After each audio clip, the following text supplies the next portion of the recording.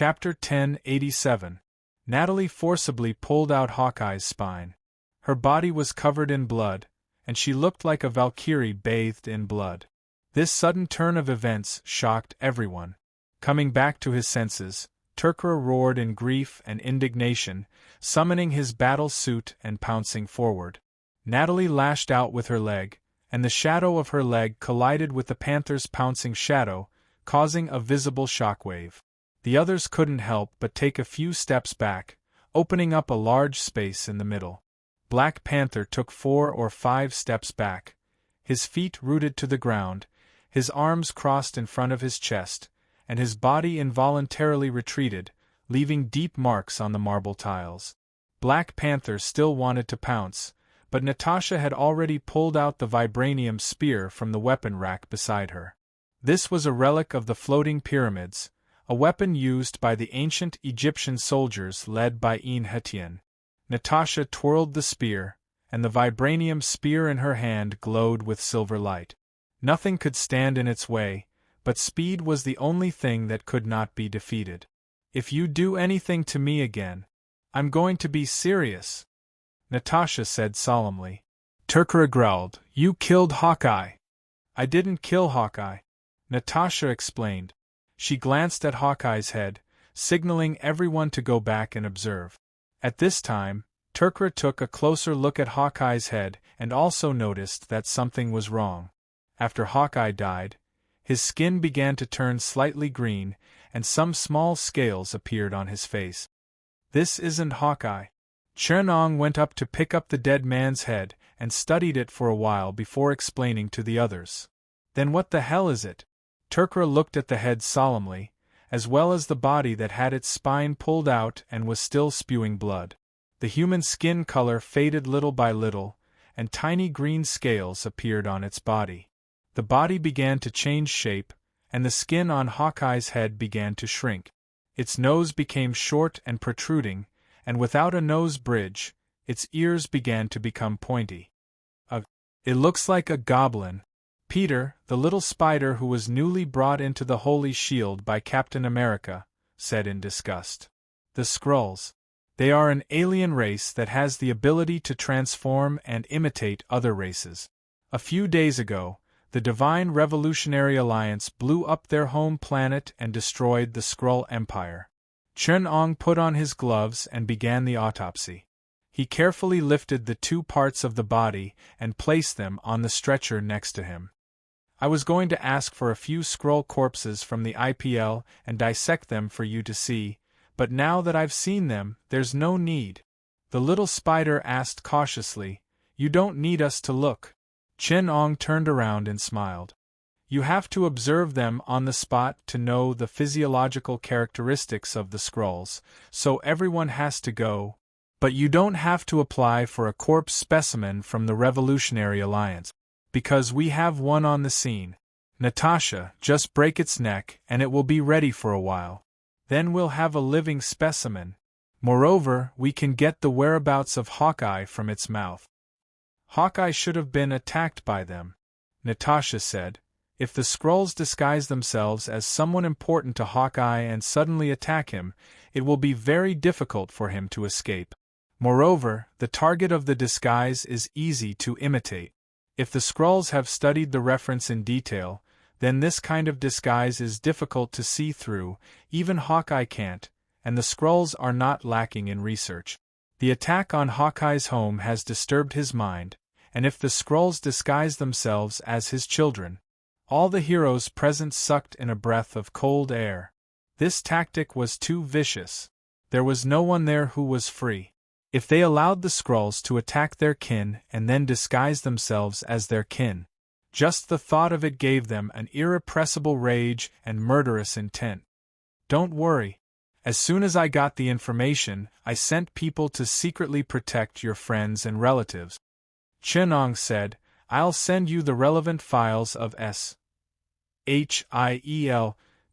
and the Soviets' information on the Skrulls later." Turkra stood up, looked at the corpse that had completely turned into a Skrull, and said to Natasha, "I'm sorry, I was impulsive." Natasha shook her head. "Don't say sorry. I'm afraid they chose to frame me because of my identity, and they didn't do anything to me because of my identity. We're comrades, so we don't have to care about such a small matter. Your identity. Peter made a fuss. What is your identity? Why would they frame you? I'm a Soviet warrior, and I'm no stranger to them. It was also our fleet that destroyed their civilization, and the remaining Skrulls on Earth probably hate us to the core. But they're also afraid of you, Chen-Ong said.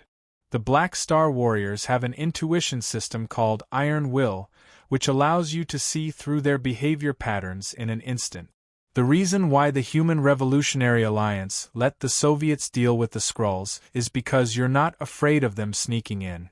Natasha then explained, the transformation of the Skrulls is at the genetic level, and their unique DNA can mimic the genes of carbon-based organisms, so we can't distinguish them by DNA testing. When I saw Hawkeye, I began to doubt it, because Hawkeye wouldn't be so irrational. Even if his family was killed, he wouldn't be so easily used. He would be calm enough to investigate the murderer, and then get his revenge. Then I took the initiative to attack him, wanting to test his behavior through the attack. Sure enough, I smelled a familiar smell, but I ignored the captain's sudden intervention. I wasn't prepared at that time, so he pretended to injure the captain. At that time, I knew that I had to solve this misunderstanding as soon as possible, so as not to deepen the suspicion and misunderstanding between us.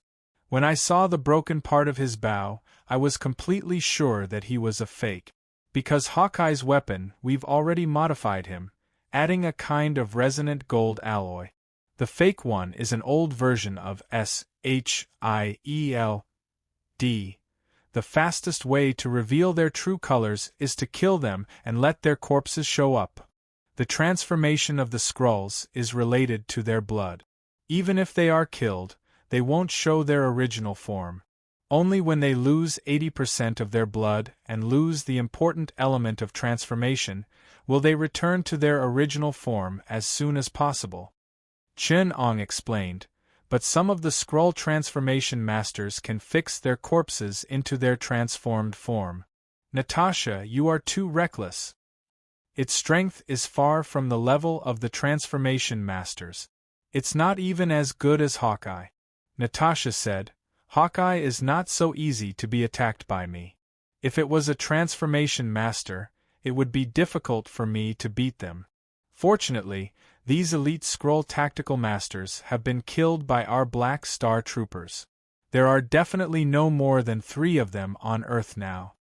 Chen-Ong picked up the broken bow and looked at it carefully. SHIELD may have a Skrull mole. In fact, they are very good imitations, exactly the same as Hawkeye's bow. The reason why they haven't changed to a new version is probably because they don't know the formula of this new resonant gold alloy. The Soviets have destroyed many Skrull fleets, and they have weapons specially developed for the Skrull transformation ability. I'll apply, Natasha said hurriedly. Natasha. Chen-Ong stopped her. We can't do that. Natasha was puzzled. As long as we get that kind of weapon, we can make all the Skrulls on this planet show their true colors. This is a political issue. Of course, we can do this on the territory of the PRL, but no Skrull would dare to act wildly on the land of the PRL. But if we use weapons on the territory of sovereign countries like the United States, you know the PRL will certainly not allow it. They have concerns. But we can do it in the name of the Holy Shield, Natasha said. Chen-Ong shook his head. Now is not the time when we exterminated the vampires. SHIELD has come back to take back their power, and now in the Holy Shield, you have to get their consent. But Nick Fury will not agree. I have just spoken to him, and he is against us acting on our own. Now they still want to fight for power? Natasha asked. Not for power, but to control the influence of the PRL in the Holy Shield. If everything, including the crisis in the United States and other sovereign countries, is handled by the PRL, then what will SHIELD become? That one-eyed man will not let SHIELD lose its influence. And they also have the ability to deal with the invasion of the Skrulls. Don't forget that they won the last war without us. So what reason do they have to let us continue to expand our influence? Natasha SHIELD needs this victory to cope with the pressure of the World Security Council, to integrate its own forces, and to regroup. This is politics, and all the orders issued by the brain of an organization originate from politics. Politics determines their behavior, determines their brothers and sisters. Unfortunately, the people here are only brothers and sisters, so we can't get military support from the PRL and these heroes. Chen Ong pointed to the Western heroes. They can't interfere with SHIELD's decision. Natasha lowered her head and was silent for a long time. Finally, she raised her head and flicked her red hair. She said helplessly, "Then what can we do?" "Rescue Hawkeye. The Skrulls have not obtained Hawkeye's weapon, which proves that they have not yet controlled Hawkeye. When Steve finishes his surgery, I will tell him the current situation. He should be very happy to clear up the misunderstanding between us and eliminate the tension of suspicion. Then some of us will rescue Hawkeye, and I will personally negotiate with the Inhumans. The war is about to begin." Chapter 1088. After Ulysses Crow occupied Wakanda, he used cruel and ruthless means to maintain his rule.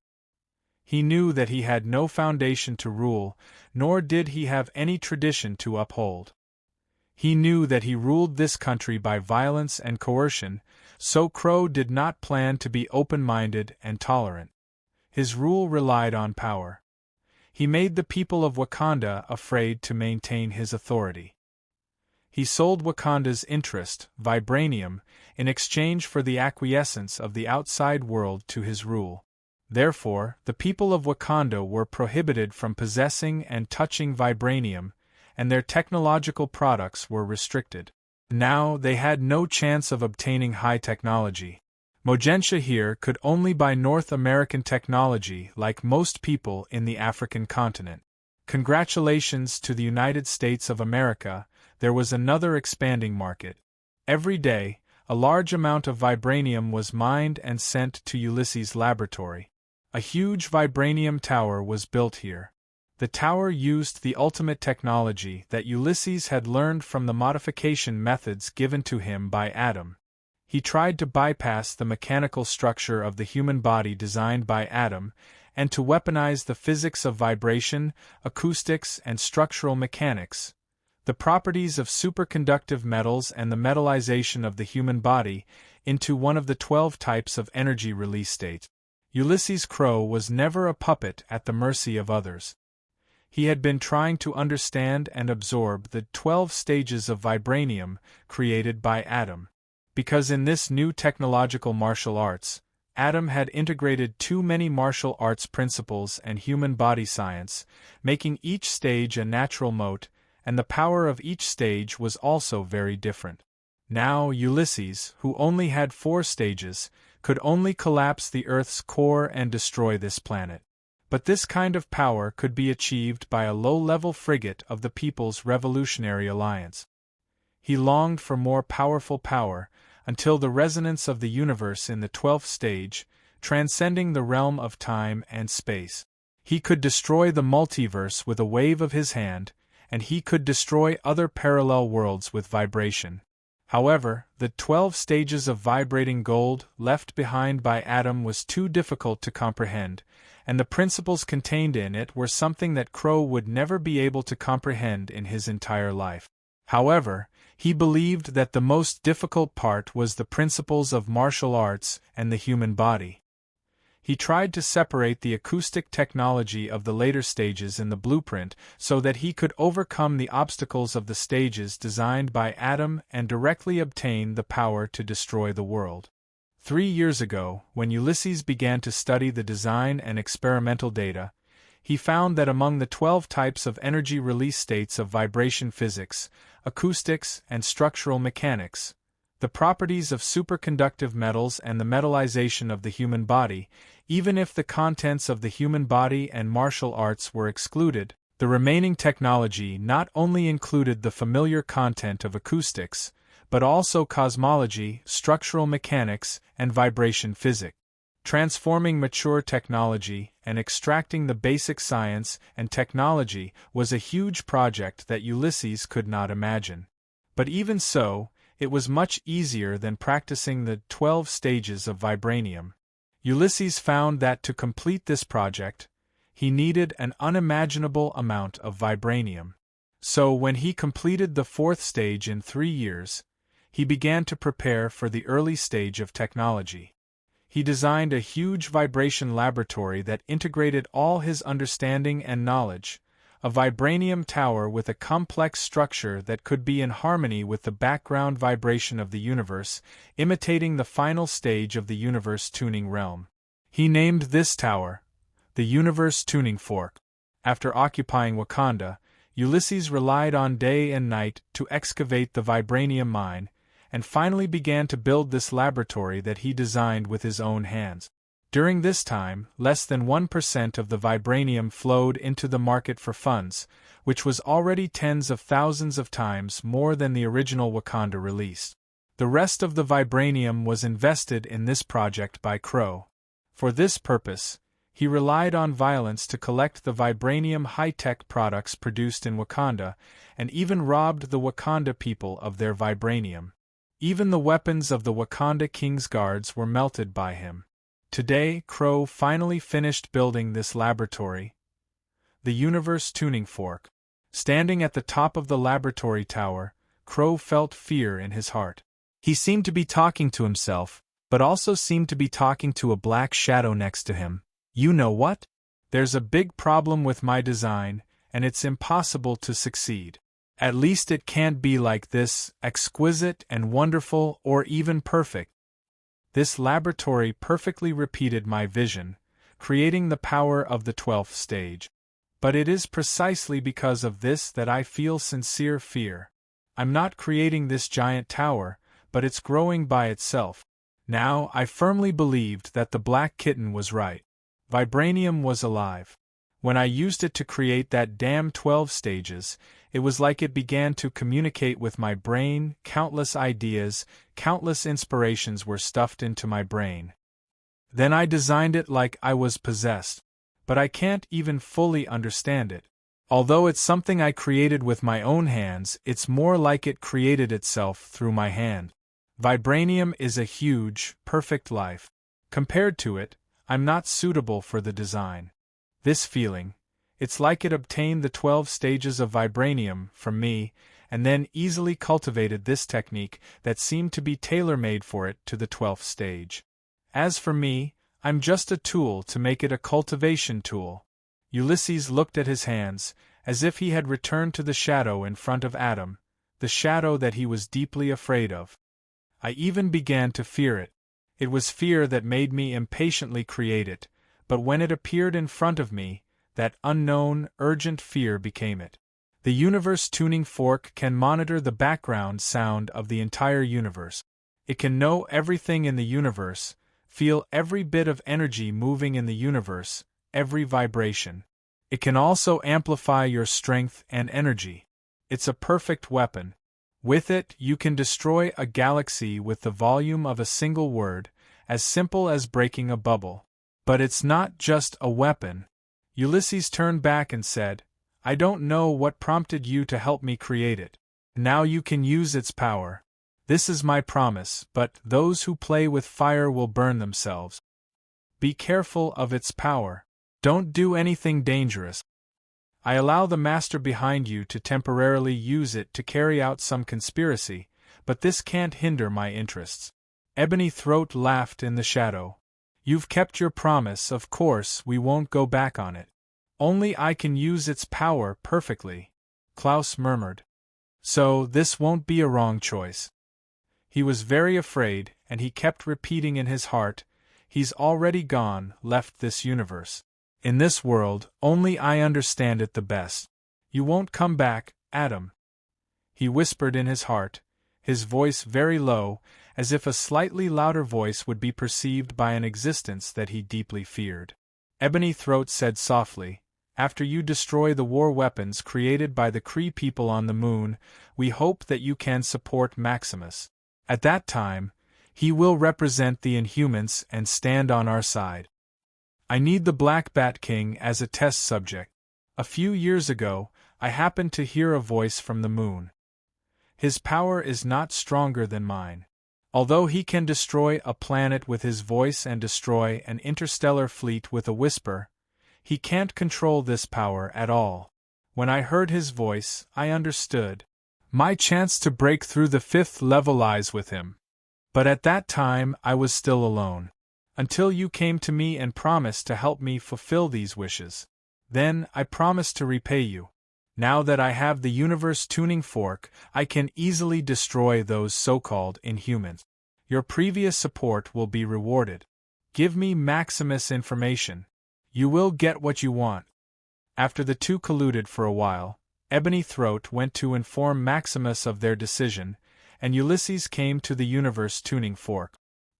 He stood at the highest level of the tower and said softly to the moon above his head. In the city of Atlan on the moon, a sound wave swept through the entire city. Amidst the violent tremors, the mutants were extremely terrified. Many people had lost their lives to that whisper, and their king had fallen into a deep sleep. He was extremely terrified in his dream, but he could not wake up. Just 3 minutes ago, that destructive sound wave had swept through everything. After the tremors subsided, Maximus led his people into the palace. Facing Queen Medusa, who stood in front of him, Maximus said, "What are you doing? Do you want to let this monster destroy our country?" Medusa screamed, "This monster is your brother. He can't control his power. He killed my parents and brought disaster to the Inhumans. If we don't stop him, are we going to wait for him to destroy us?" Maximus said sternly. He had his supporters behind him, as well as other powerful families and elders of the Inhumans. He has already controlled his power. Ever since that incident, he has not spoken again. You can't treat him like this. Could it be that everything that happened just now was my brother talking in his sleep? Maximus looked gloomily at Medusa and the other supporters of King Blackbat. He raised his hand and said, "Banish them. Banish them to Earth. Let that monster wreak havoc on mankind." The people who supported him behind him shouted loudly, "Banish this monster who hurt us. We don't have a king who kills his father. Chase them to Earth, or they will destroy Atlan City and our home." Medusa trembled in the face of this tsunami of cheers. She did not know what to do. King Blackbat was not an authoritative king. He accidentally killed his parents and did not say a word all year round. Such a king could not be supported. His brother was ambitious and eloquent. Under his provocation, the Inhumans finally rose up and demanded that their king be banished. It was believed that soon, his brother Maximus would be crowned king under the support of the people. Chapter 1089. What a pitiful creature! Chen Ong stared at King Blackbat, who was struggling in the wilderness. He could see that this king, who had lived alone since he was young, was quite incompetent after leaving his throne. Now he, who knew nothing about the truth of the matter, naively thought that he could not control his own ability and caused harm to the Inhumans. So now he was afraid of his own ability and rejected it psychologically. In order not to hurt anyone, he had essentially chosen to exile himself. That was why Chen Ong saw a man like a tramp, struggling in the wilderness of Wakanda. Little Chili Pepper Potts, who was standing next to him, stood there with him for a long time. She observed the confused and downtrodden man below and asked curiously, "Now everyone is waiting for the results of Steve's surgery, and you deliberately came here to stand here and peep at a downtrodden man?" The Holy Shield's observation equipment detected a spatial fluctuation, and a group of people sneaked into Earth from the moon. This man was specially sent to Wakanda. You know how sensitive the aliens who have appeared in Wakanda are now. We must come to see if he has anything to do with Thanos' alliance. Chern-Ong had a legitimate reason. So, what have you observed now? Potts asked. Why is he here? Should we arrest him and interrogate him? Or pretend to meet him by chance and test him? No need. Chern-Ong said. I know who he is. Potts carefully looked at King Blackbat and said, he should have a very noble identity. Looking at the surprised look in Chern-Ang's eyes, Potts explained, you know, I have seen a lot in the upper class. It is not common to see a man with his temperament. Cultivation is something that is rooted in the bones, and it will not change because of temporary circumstances. So, after seeing so much of Stark, do you want to change your taste? Chern-Ong said, I can arrange a mission for you to come into contact with him. There's no need for that. Potts said, I don't want Tawny to go crazy. Although I've broken up with him, you should know that he's not the kind of person who will be free and easy after breaking up. In a sense, he's a narrow-minded man. Haha, if Stark knew what you thought of him, he probably wouldn't be satisfied with your evaluation of his masculinity. In your eyes, he may be successful, humorous, witty, and smart enough, but in my eyes, he's like a boy who hasn't grown up yet. He's calculative and overly concerned about what the outside world thinks of him. He likes to show off, and he's sharp and weird. He's the kind of man who can date supermodels while treating me as his appendage. To say that he is self-centered is definitely not an exaggeration, but an understatement. He thinks of himself as the man of the world. Potts complained, as a change in life, or should I say, a target for flirting, he's good enough. But as a boyfriend, he's such a jerk. I can see that, Chern-Ong said sympathetically. It's hard for you to put up with him. That's because he's good enough, Potts said frankly. He also has a lot of good points. I've never received his trust from anyone else. If he had just a little more sense of responsibility, I would be able to put up with his temper and willfulness. The one down there is the king of the Inhumans. The Inhumans are a race of mutated humans who live in a city on the moon. As far as I know, they're related to the Kori people, but the Kori people are just a cover. Behind them is a branch of the ancient humans, the mutated humans who built the astral civilization. Chern-Ong began to introduce. After the ancient humans were brought to this universe from a parallel universe by the Creator, the ancient humans who were enemies of the Creator had a branch that was born with powerful abilities. They created a powerful astral civilization in other galaxies. But in this process, the star souls that evolved from the mutants lost their most powerful ability. Their new generation was born with extraordinary intelligence, extremely strong physical qualities, and terrifying psychic abilities. But they lost their miracle. There was a variety of miraculous superpowers that appeared among them. Those superpowers were known as the Omega level. They had the miraculous ability to subvert the basic rules of the universe. One of the leaders of the mutated humans, the Dark Inquisitor, the leader of the Brotherhood, believed that the technology and psychic abilities of the Astrals could not fight against the Creator. Everyone knew that only Omega had hope of defeating him. This was because the leaders of the mutated humans and Astrals believed that the Creator was the most powerful Omega. So, they decided to continue experimenting. To recreate an Omega. Potts was deep in thought. They created the Inhumans? Yes. Because of fear, they did not dare to come close to Earth. So they used the Kree people, mind control, or something else. The Kori people could not withstand a single blow from the Astrals. They used the humans recreated by the Creator on Earth as test subjects in an attempt to replicate the special abilities of their race. In the end, they created the Inhumans. So, in front of us is a noble king who is in distress. Potts exaggeratedly made an "I'm very surprised" expression and said, "Is this the daily life of a superhero? And an alien prince in distress," Thor won the bid, "or an alien prince who wanted to invade Earth," Asgard won the bid again, Loki expressed regret, "or an alien king's Earth illegitimate child," Star-Lord looked innocent, or a former alien king who was exiled to Earth. Are the Inhumans aliens? Potts asked. Deal. No wonder Tawny can't forget about this profession. It's really cool. What kind of king are these? Chen Ong snorted. They're just mouse kings. In a large sample of experiments, they are indeed meaningful, a natural control group. Let's go and get in touch with them. Chen Ong looked at King Blackbat, who was already approaching Bonanzana, and gestured. It seems that he has decided not to use his superpower anymore. We'd better get in touch with him, lest this inhuman king who rejects his own abilities dies because of the reckless actions of some Earth gangster or tribal armed forces. That would be a diplomatic dispute. He was exiled to Earth by his own people. What does his death have to do with Earth? Potts said casually.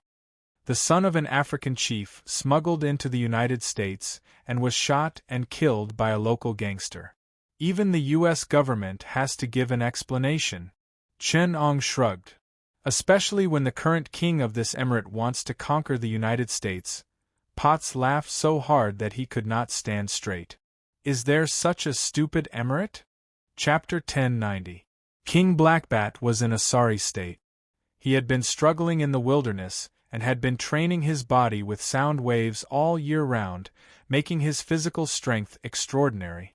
However, this did not give him much experience in surviving in the wilderness. He did not know how to get water or where to get food. King Blackbat, who had been locked up in a small black house since he was a child, lacked the experience of surviving alone.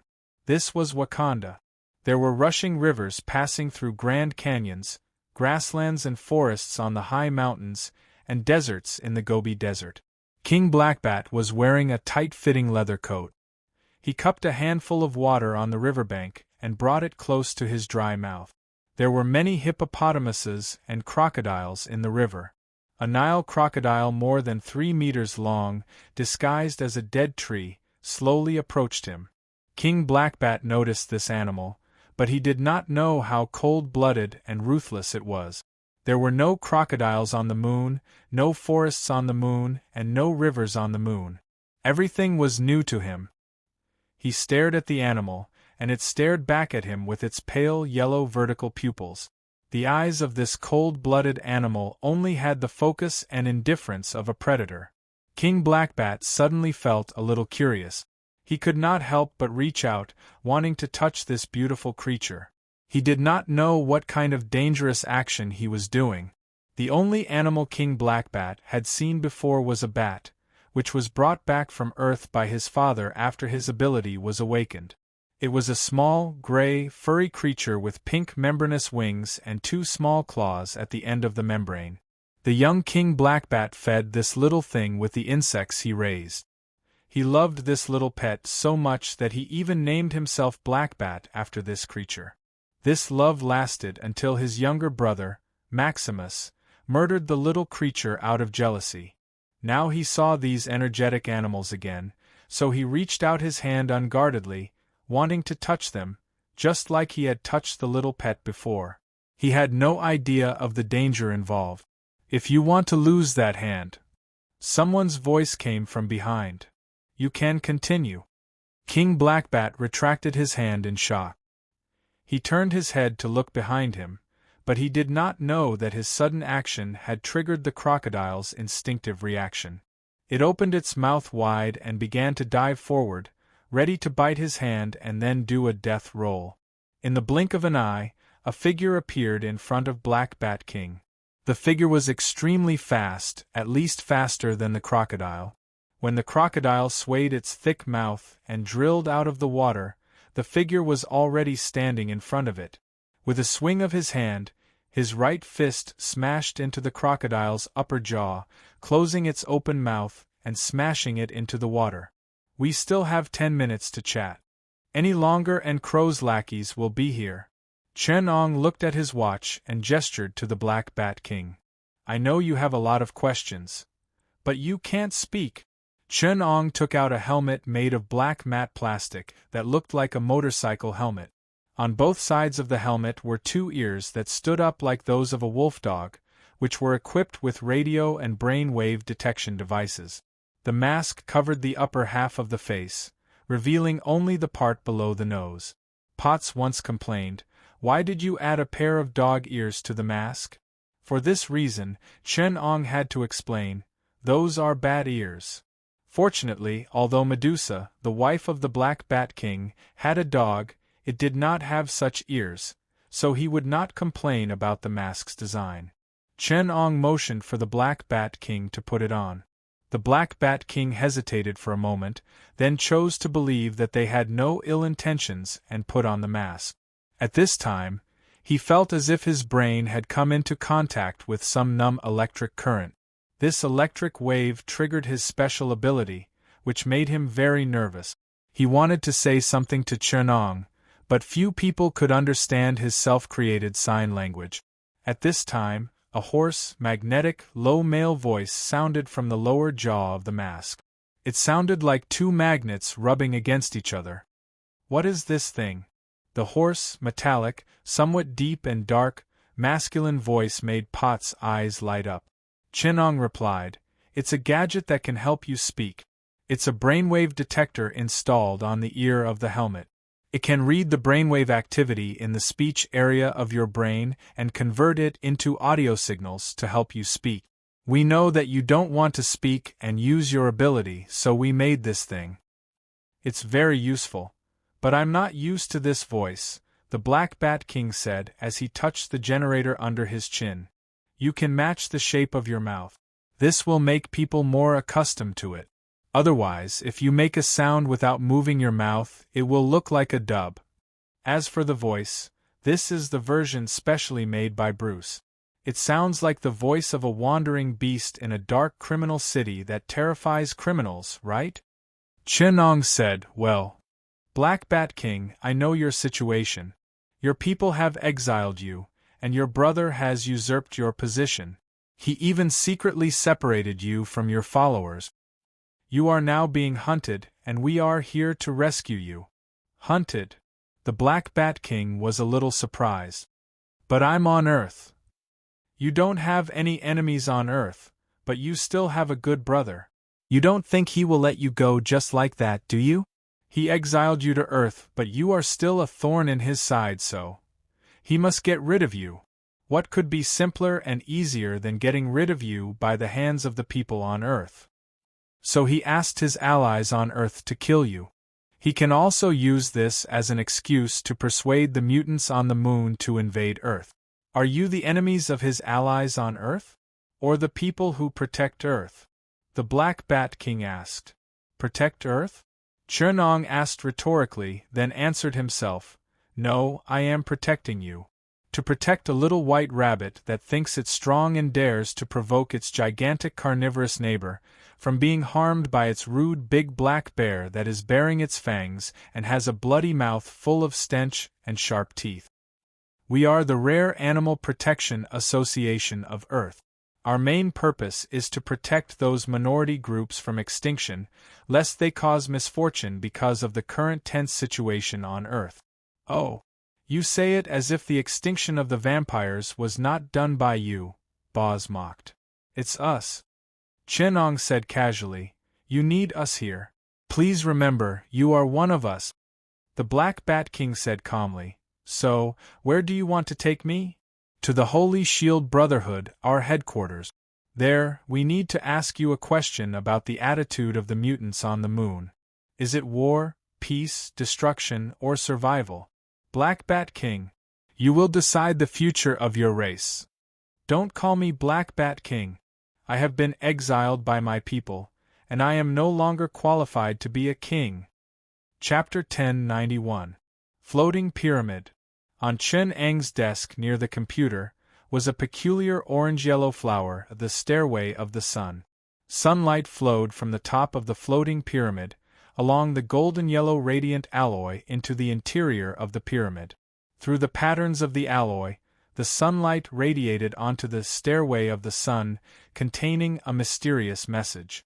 The pollen released by the Stairway of the Sun floated up the steps of the pyramid, undergoing a mysterious reaction with the sunlight.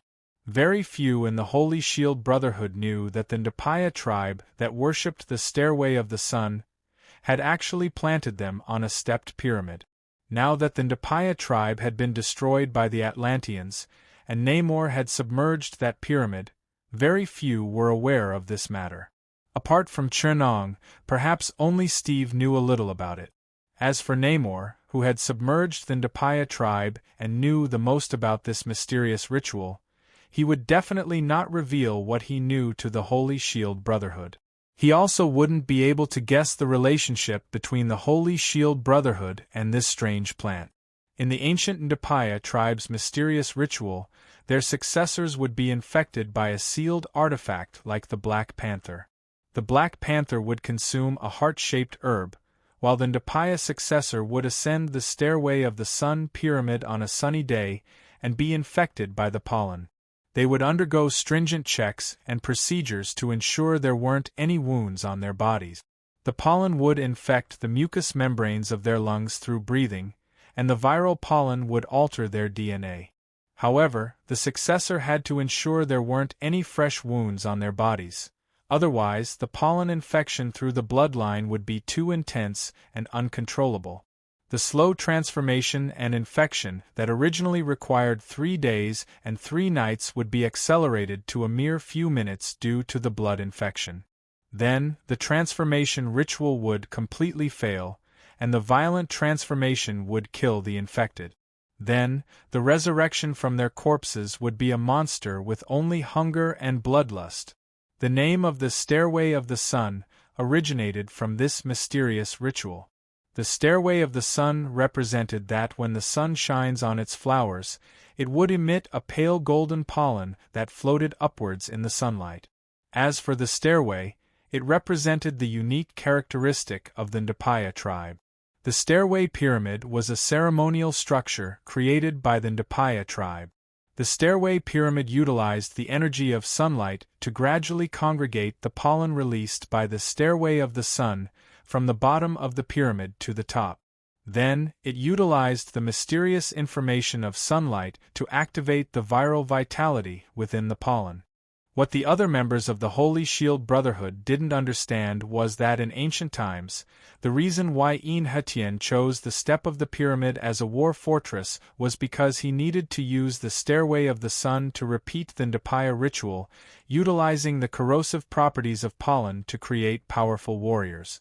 Now, the hall at the top of the pyramid where the Brotherhood of the Holy Shield was used as a meeting hall was the location of the warrior's transformation. Time gradually approached noon. The pot of Stairway of the Sun, that Chen Ong placed on the table, was only a small and insignificant plant. In the laboratory at the bottom of the floating pyramid, in a hall that had been transformed into a plantation, large patches of Stairway of the Sun, that had been rescued and cultivated for observation, were releasing large amounts of golden pollen. The pollen was like a golden stream of air, passing through the laboratory's heavy defenses as if there was nothing there. There were vibranium energy conductors reserved for the ritual, as well as vibranium conductors for the pollen to rise to the top. These lines, which were seen as ancient Egyptian decorative patterns, turned into a pure gold luster after being contaminated with the pollen, and the activated pollen was energized and conducted to the top. As the flowing golden energy gradually converged to the top, there were still traces of the tragedy that had just occurred. The head of the fake Hawkeye, which had been pulled out along with its spine, was placed in the operating room. His body had just been dissected, and Captain America, Steve, who had just undergone surgery, was lying on a hospital bed in a ward not far away. The medical facilities of the entire Holy Shield headquarters were located on the top floor, which was designed by Chen Ong. After the dispute, most of the heroes of the Holy Shield had left the top floor. Only Falcon Sam insisted on accompanying Steve, who had just finished his surgery. The golden energy quietly began to converge at the top floor. When it contaminated the body of the fake Hawkeye, the energized, virulent pollen came into contact with the flesh and blood, and quickly began to infect the body. The head, which was placed next to the body along with its spine, suddenly opened its eyes. Steve, who was lying on the hospital bed, suddenly frowned. His wound was a little itchy. It was warm, like the itch of the sun shining on a wound that had just grown granulation. The golden energy flow like pollen began to be released from the vibranium alloy lines on the ground. As the pollen with an aggregating effect came into contact with the wound, it began to infect the blood, and the golden energy flowed toward his wound. Captain America's body began to struggle and tremble instinctively, alarming Sam, who was accompanying him. "Hey! Captain, Captain?" Sam asked with concern, but Captain America did not answer. Instead, he trembled more and more. Sam panicked a little. After checking on Steve's condition, he called Strange. "Come here, Steve's condition isn't right," Sam said anxiously. Steve began to tremble violently on the hospital bed. His wound began to grow granulation and was healing rapidly, but Steve did not relax. Instead, he was in more pain as he struggled on the bed. The energy of the pollen began to erode the depths of his body. In the operating room, a large number of granulation sprouts grew on the body of the fake Hawkeye. These densely packed granulation sprouts crawled all over his body like tentacles. His head began to change back to the appearance of an Hawkeye. He was connected to his head, and his spine was exposed to the air. A large number of bone spurs grew on his vertebrae, like a human skull centipede. The bone spurs trembled and began to move like the limbs of an arthropod. At first, they only shook twice, but soon they all began to move, crawling on the ground. The centipede-like spine crawled back to the back of the body, and pale bone spurs clasped the ribs. The huge wound on the lower jaw, which had been torn by the Black Widow, began to be covered with granulation sprouts. The face that resembled a Hawkeye was extremely hideous. His jaw was wide open like a deep-sea fish.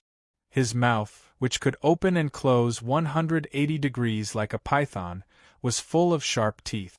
A fleshy snake-like tongue could shoot out at any time and pierce through the head of his former companion. Dr. Strange quickly teleported to Steve's ward. He found Sam pressing down on Steve, who was struggling nonstop. Steve's whole body was red and he struggled with all his might. The arteries in his neck were bulging and the veins on his face were popping out.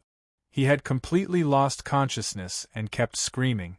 After a simple examination, Strange said with a solemn expression, "It may be a virus infection. We don't know what the source of the infection is yet." Steve suddenly sat up against Sam's pressure. Only then did Strange notice that the wound on Steve's back was constantly eroding the wound with a golden energy flow. Steve's wound had completely healed, but golden blood spots began to spread from the wound to the rest of his body. Strange was stunned for a moment and shouted, "Quickly help the captain transfer the infection. The source of the infection is from the ward. We must leave quickly." Sam had to carry the captain on his back. They pushed open the door of the ward. There was a monster waiting there. It was a zombie that vaguely looked like an eagle. Dozens of bone spur-like appendages pierced through the skin on its back, and the fingers of its hands and feet had suction disc-like organs that allowed it to lie on the wall. Its bloody mouth was open more than 180 degrees, and behind the 2 rows of sharp teeth, a fleshy snake-like tongue was ready to shoot out at any time. Strange stood in front of them. He opened his magic shield and faced the monster. He said solemnly, "Is this a conspiracy of the Skrulls? They sent this body here to use it to carry out a biochemical attack?" At this moment, a tongue ejected from the mouth of the fake Eagle Eye. The monster climbed on the wall like a spider, and as it ejected the tongue, it leaped forward. The bone spurs on its back tightened and suddenly shot out one by one. Several bone spurs and a tongue flew towards Strange. Strange could only use his magic shield to protect Sam, who was carrying Steve on his back. Then he took out the crimson energy belt and threw it at the sticky tongue. The magic belt wrapped around the tongue, and the magic shield blocked the bone spurs. But at this time, the tip of the tongue suddenly ejected a dagger-like bone spur. The whole process was so fast that there was no time for Strange to react. The bone spur stabbed into Strange's shoulder. In order to cover Sam and Steve behind him, Strange did not dodge. He was carried up by the bone spur and nailed to the wall behind him. In a moment of desperation, Sam wanted to go up and help, but Strange covered his shoulder with his hand and stopped him. "Take the captain to a safe place. I'll deal with this." Sam knew the importance of the situation. He sincerely thanked Strange. "Be careful, Dr. Strange. I'll call for backup right away."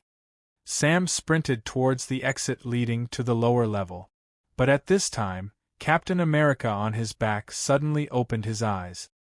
His eyes were completely black, and there was no white in them. Captain America's twitching face was extremely ferocious. Sam didn't even turn his head. He whispered, "Hang in there, Captain, it's almost done." Steve bit down on Sam's throat.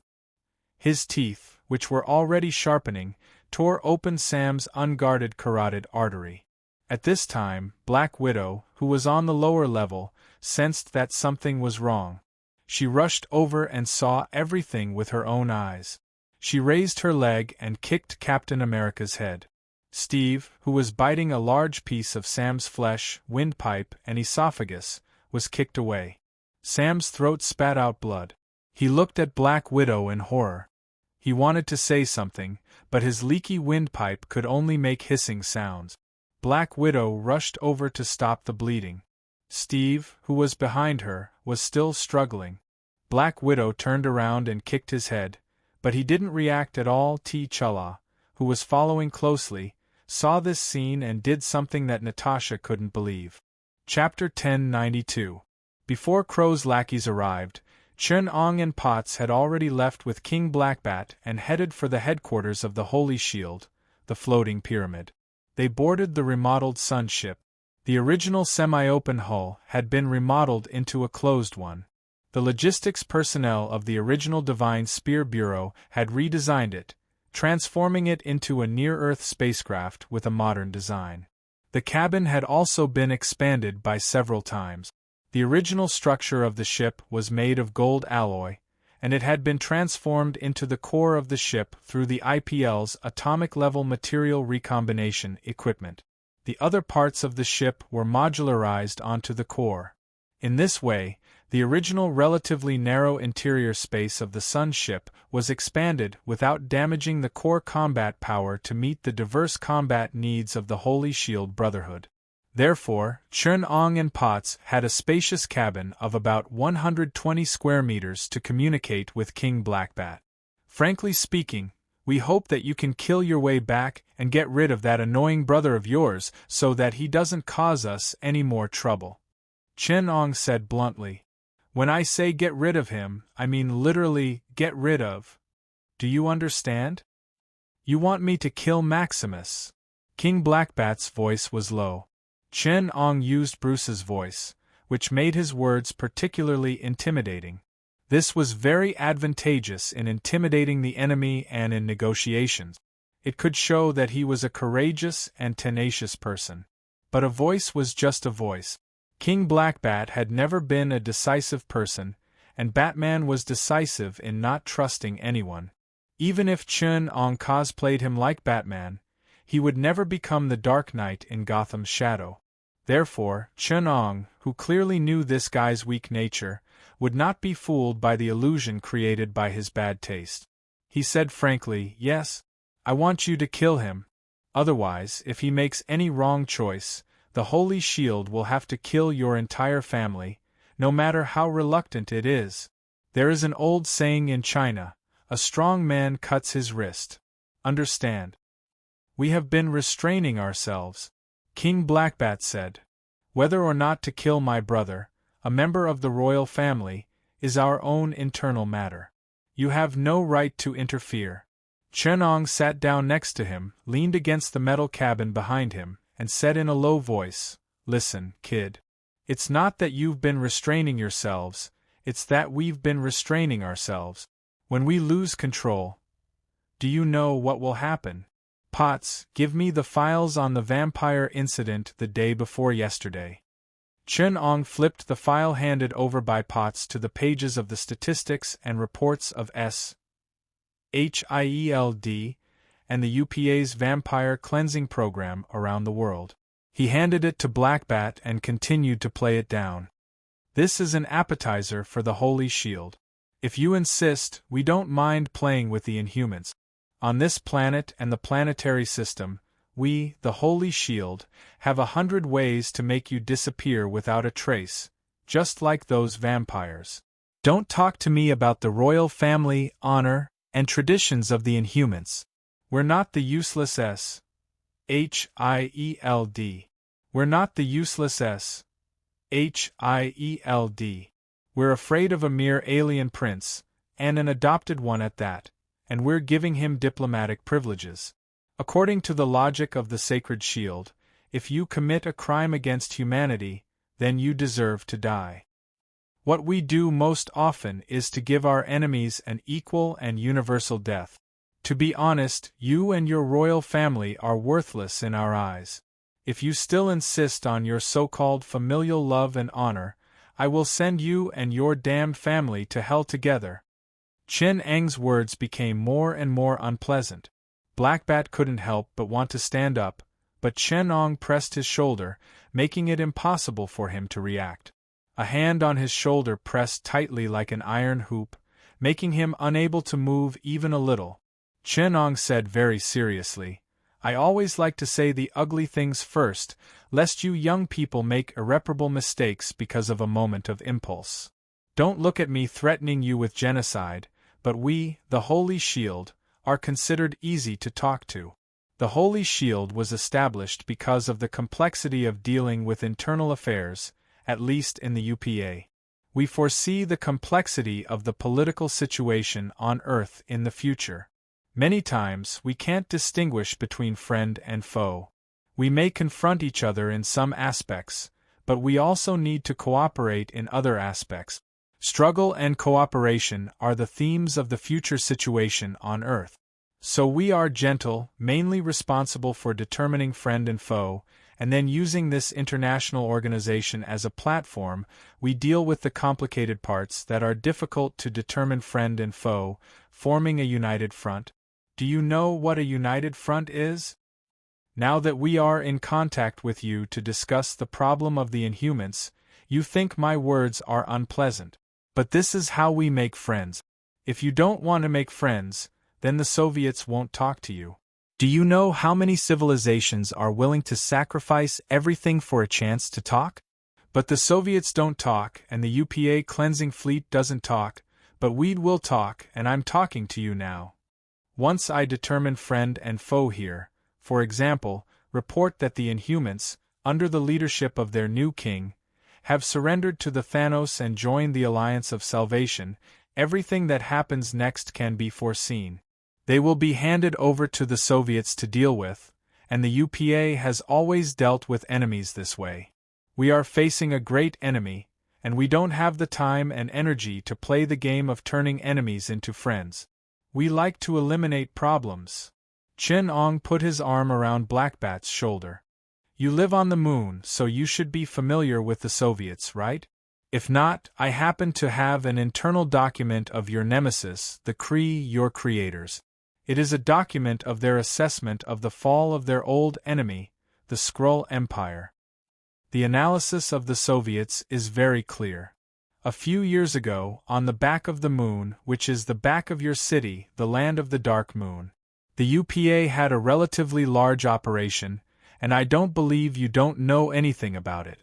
We found traces of an evil god there, the UPA's nemesis, the spawn of the Creator's apocalypse. Among the evil gods, Cthulhu represents water. The deep ones in the lunar sea have had some friction with you, so you should know how difficult it is to deal with evil gods. I know. Blackbat heard the bloodlust in Chen-Eng's casual words. He also happened to know some information about the UPA, or rather, the Soviet fleet responsible for fighting in the UPA. For example, they killed people like flies, destroyed planets like drinking water, burned glass, and performed feats of genocide. Blackbat could not control the panic in his heart and clenched his fist. One of your giant ships killed that terrible evil god. So, we don't want things to develop to this point, Chen Ong said sincerely. For your race, for peace, kill that brother of yours. He exiled me. Blackbat still resisted. The importance he attached to his family and the rejection of his own ability made him more and more afraid of returning to that position. To him, that did not mean power but responsibility. He was afraid of this responsibility, afraid of killing his own brother. This strong emotion made him reject his own ability more and more. He even pushed the responsibility of his exile to his own ability that he could not control. I can't control my ability, and caused great harm to Atlan. I have been exiled. My people no longer recognize me as their king.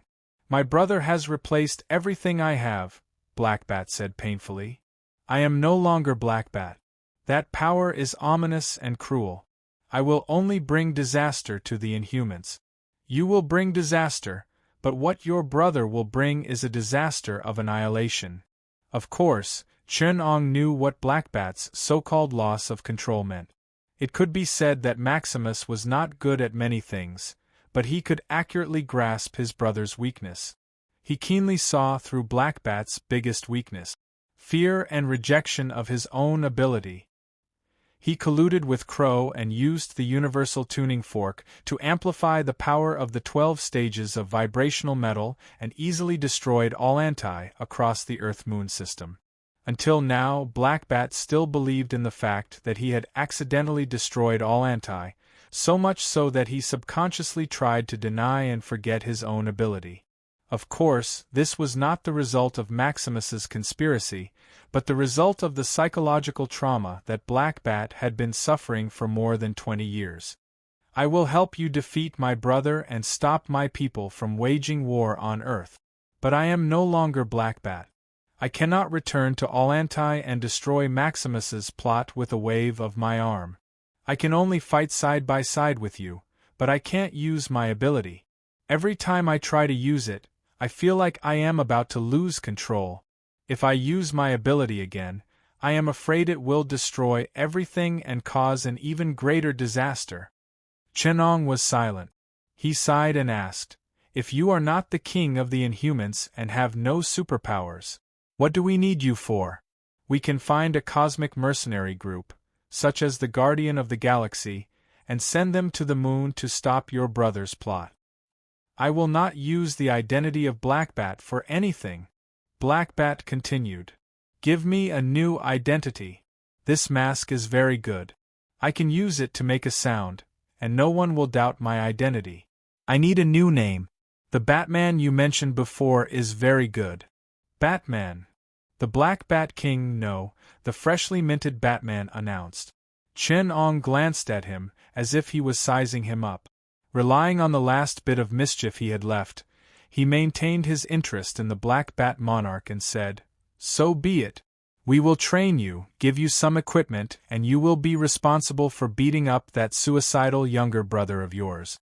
For the sake of your entire family. If you fail, I will be the one to kill you. I will reunite your family." Pot said excitedly, "Looks like the Holy Shield has another member. I'll design a new uniform for him. I haven't been a superhero backup in a long time. I was the one who prepared the clothes for Tawny's previous events. I'm also in charge of designing his public image. It's not an easy job, and not just anyone can do it. You know Tawny's personality, but I've never had the experience of creating a new hero. Just thinking about it makes me excited." "It's no use," Chen Ong said. "He can't be a hero." "Why?" Potts was surprised. "He has good qualifications, and I also think he can solve these problems." Chapter 1093. After returning to the headquarters of the floating pyramid, Chen Ong immediately noticed the abnormality of the headquarters. The top of the pyramid reflected a brilliant golden light. The floating pyramid was located at an altitude of 80,000 meters. The thin air allowed sunlight to shine straight down without any hindrance. The sunlight within dozens of kilometers seemed to be concentrated at the top of the pyramid. Amidst the high-energy light, a ferocious monster with bone spikes all over its body was roaring at the sky from the top of the pyramid. The concentrated sunlight had activated the pollen in the air, causing the pollen to reflect an extremely brilliant pure gold. The golden viral pollen continued to flow into the body of the monster, Durl. The body of the monster that the fake eagle I had transformed into was constantly expanding in the middle of the golden energy flow. Soon, it had grown to a height of nearly 3 meters, the weight of a large truck. At the same time, his muscles were constantly contracting, and his body was constantly tensing up. This kind of expansion was not because he was fat, but because he was compressing his muscles. It was a growth that exceeded the limit, and it was an expansion under the most powerful pressure. Every bit of growth was built on thousands of times of tempering and compression. The power it was accumulating made it appear as if it could explode at any moment. Every inch of its muscles was accumulating astonishing power and withstanding unimaginable pressure. The monster roared repeatedly as it endured the pain of its life-form metamorphosis. It suddenly swung its fist at the air before it, and the thin cold air in the sky rapidly compressed under the punch. The unimaginable speed of the punch compressed the air before it to the limit, and a pale blue plasma appeared in the clear air at high altitude. The air under high temperature and pressure had produced an ionic phenomenon. The plasma that melted in the air existed for a very short period of time. Most people could only see the ripples that the monster's hammer created in the air. The power of the plasma that was released in an instant was shocking. Just the shock wave from the fist hitting the plasma was already a very scary weapon.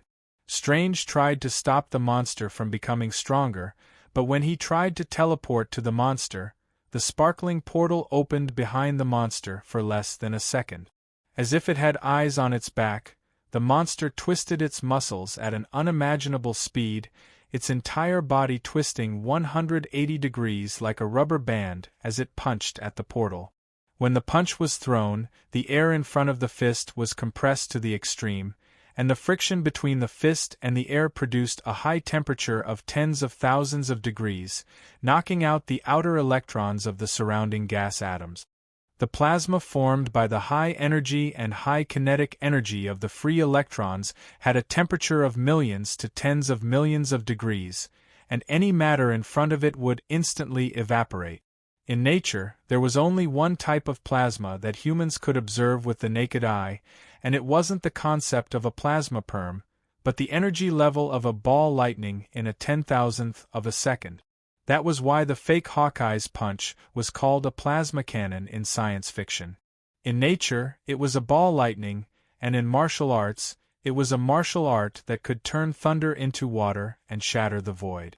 In the mystical side, it was a grand fist technique that could break all technique. Strange only managed to stick a little bit, and half of his body was evaporated. The ring of time in Strange's hand turned silently, causing time to return to half a second ago. He tried to close the portal, but it was even worse this time. The monster's hand directly passed through the closing portal, and this time, Strange was left with only his right hand. Time returned again, and this time Strange wanted to use the time stop to dodge, but he was still saved by the monster's second attack. In a short period of time, the monster had punched out 10 million times, turning the surrounding 5 kilometers into a plasma cloud. It was a sea of plasma, and this time, not even Strange's ashes were left. After Strange was killed by the monster for the 45th time, he finally found a solution. He completely erased the previous mistake, erased the timeline where he opened the portal, and Strange paid a huge price for it. Half dead, he basically lost the ability to fight. When Strange was killed for the 44th time, he gave up resisting and used this short period of time to peek into the future. Therefore, he very frankly gave up and wailed, "If you don't act now, that guy will destroy everything in a minute." But I still don't know what happened. Chen Ong shrugged. There's a problem with the Napaya windshade. You're right, the stairway of the sun has become active, causing nearby creatures to mutate. I'm guessing it released pollen as a catalyst to infect the Skrull corpses. The last time it infected the stairway of the sun, it triggered the brood insectoids that almost destroyed humanity. This time, I'm guessing it will be humanity itself, the corpses. The source of infection must be eliminated as soon as possible. After the stairway of the sun's pollen came into contact with the corpses, it mutated into the virus that produces that thing. If you don't want the Earth to be filled with that thing and trigger a zombie tide, you must eliminate it within a minute. Otherwise, after a minute, when it has fully matured, it will turn on the catalyst against the airflow at high altitudes and release trillions of spores that can infect the entire Earth from an altitude of 80,000 meters. The airflow in the thermosphere will bring the spores to the stratosphere, and then spread them all over the world. Just like the virus taking a plane with a diameter of about 10,000 kilometers, we will cause the world's largest biohazard crisis. We will create a miracle of a virus breaking out all over the world at the same time. I really don't want this miracle to happen in the history of disease. Strange used the last bit of his strength to finish his words in a few microseconds using the primordial time stone. He looked sincerely at Chen-Ong and exclaimed, "It's time to save the world." After listening to him, Chen-Ong observed the monster for a moment and finally nodded. Kong Keenan wasn't in the headquarters right now. Chen-Ong raised the watch on his right hand and pressed a secret button. 3 alloy needles instantly popped out from the watch and pierced into Chen-Ang's skin, connecting to his nerves. In 2 seconds, Chen-Ong uploaded his consciousness to the nearby quantum network of the Human Revolutionary Alliance. The vast and magnificent collective consciousness formed by the consciousness algorithms of countless people on the quantum network, the highest intelligence, will of China, began to review the application he submitted. In a short period of time that was almost meaningless compared to the real world, the application was approved and sent to Chen-Ong. The Republic's war machine also opened up a small amount of authority to him. After opening his eyes, Chen-Ong glared at Strange. "The trouble you've caused, wait for 3 days of documents and review when you go back." His consciousness was instantly encrypted into a quantum algorithm and began to be projected into the nearest descendant. Because the descendant of a lower model did not have network connectivity, he had to choose a more advanced model. God Series. Quantum Calculus Information Coverage Descendant, codenamed Fuxi, the Big Dipper constellation orbiting the Earth. In the arsenal of one of the armed satellites near the location of the floating pyramid, it was called an arsenal, but it was actually a spatial bubble controlled and maintained by a group of light radiation. In the middle of the spatial bubble, countless high-energy substances formed the chaotic state of matter in the early days of the universe, and these substances were like nebulae surrounding 2 intertwined figures that looked like fetuses. The strange high-energy substances were constantly being converted into a high-energy condensed substance through an umbilical-like device that connected the 2 figures. It was a substance unique to the God series and the most glorious crystallization of condensed matter physics in the Republic, a strange condensed substance between information and matter, divinity, which provided the material foundation for the creation of the God series. These were the high-end forces that the Republic was developing, Fuxi and Nuwa. The 2 embryonic figures were nearly 4 meters tall. Their upper bodies were either handsome or beautiful, and their lower bodies were intertwined dragon and snake tails. The male and the female's tails were intertwined, and they were sleeping with their foreheads against each other, like a pair of sleeping twins.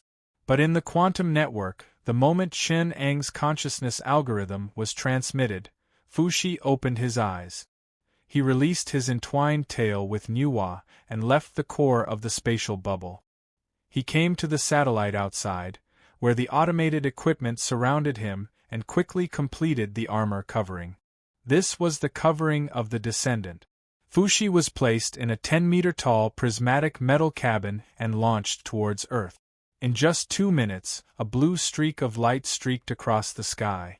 Everyone in the floating pyramid saw a blue light rapidly approaching in the sky. A moment ago, it was still far away, and the next moment, it was right in front of them.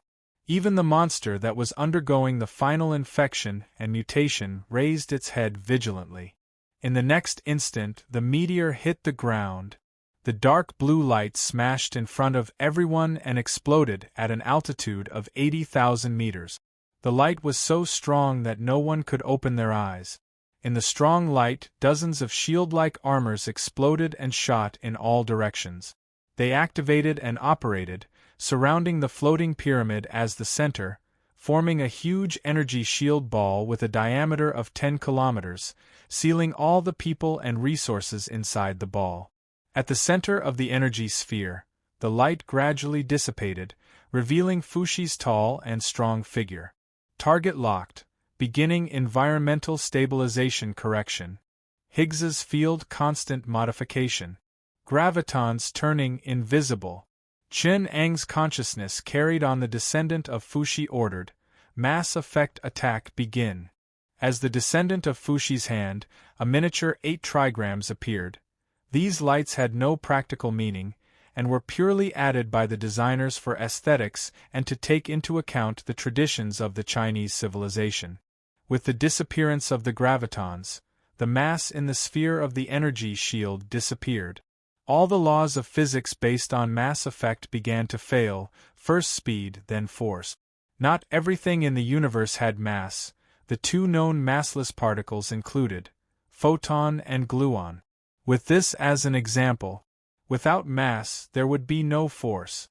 Light would not produce any force with any object. In physics, the zombies that were originally carbon-based mutants, in a sense, had become photonic creatures, at least in the sense of mass. Now, all the behavior and movement habits of carbon-based creatures had no meaning, which meant that the monster didn't even know how to move. Its powerful body that surpassed everything had lost its use, just like how even the strongest Hercules couldn't kill his own shadow. But now that the Hercules had become a shadow, the strength he was so proud of was completely meaningless. The zombie monster couldn't even kill an ant. This was the law weapon. By eliminating some of the physical parameters, it achieved the effect of temporarily eliminating the objective laws that made the enemy's attacks effective. Everyone saw that the almost invincible monster was powerless before the arrival of the Fushi level, turning into a meatball that floated in the air. Without mass, there would be no speed. Fushi carefully modified the physical constants of the zombie monster. Through the basic information manipulation ability, it completely eliminated the mass attribute that Higgs's field constant had been modified, and then Fushi gave it the first driving force. Once a massless matter has speed, it must be the speed of light. So the monster shot out in the form of light-speed radiation. It became a beam of light that shot out from the Earth into the vast universe. Being in the light-speed frame of reference, it was no longer in the same material dimension as all non-light speed matter in the universe. It would always be in the light dimension, independent of the universe in terms of time, space, and matter. It was still in the universe, but already in another dimension. May it achieve the great evolution of life, and become a light-speed life. The apocalypse would definitely be interested in researching a life that entered the light-speed dimension, when time and other meaning no longer existed, when it no longer had any meaning of life. It would break through the almost insurmountable barrier, rethink, and achieve the transformation from carbon-based matter to light-speed matter, and then to light-speed life. The meaning was similar to a stone suddenly developing thoughts and feelings, becoming a life, but the difficulty was billions of times higher. Chapter 1094. That's it. Strange was in disbelief. Fushi walked up to Chen Eng's body and lightly tapped it, turning the body into a stream of data that was stored in Fushi's AI. Fushi, who was clearly twice as tall as everyone else, turned around and asked, "Is it hard to believe? What did you see in the parallel world?" "In the parallel world, we did everything we could," Strange said. "We used every method, magic, technology, Even if someone could heavily injure that monster, the monster would recover at an unimaginable speed after that, and that method would no longer work. Strange said, I used the power of the time gem to try and destroy it during the time stop, but no matter how much damage I caused it during the time stop, it would recover in the next instant after the time stop was released. Then, during the third time stop, it learned telepathy and entered the time stop to kill me. After that, I chose to sign a contract with Satan, wanting to drag that monster into hell, at the cost of my soul, but 3 days later, hell was destroyed, and what came out of hell was the zombie Satan, who would destroy Earth in 3 minutes. I then tried to form an alliance with Mephitos, borrowing the power of Thanos to activate Wakanda's weapon, known as the Universal Tuning Fork. You know its name, seems like your cooperation with Crow isn't bad. Chen-Ong smiled. Crow couldn't kill it either.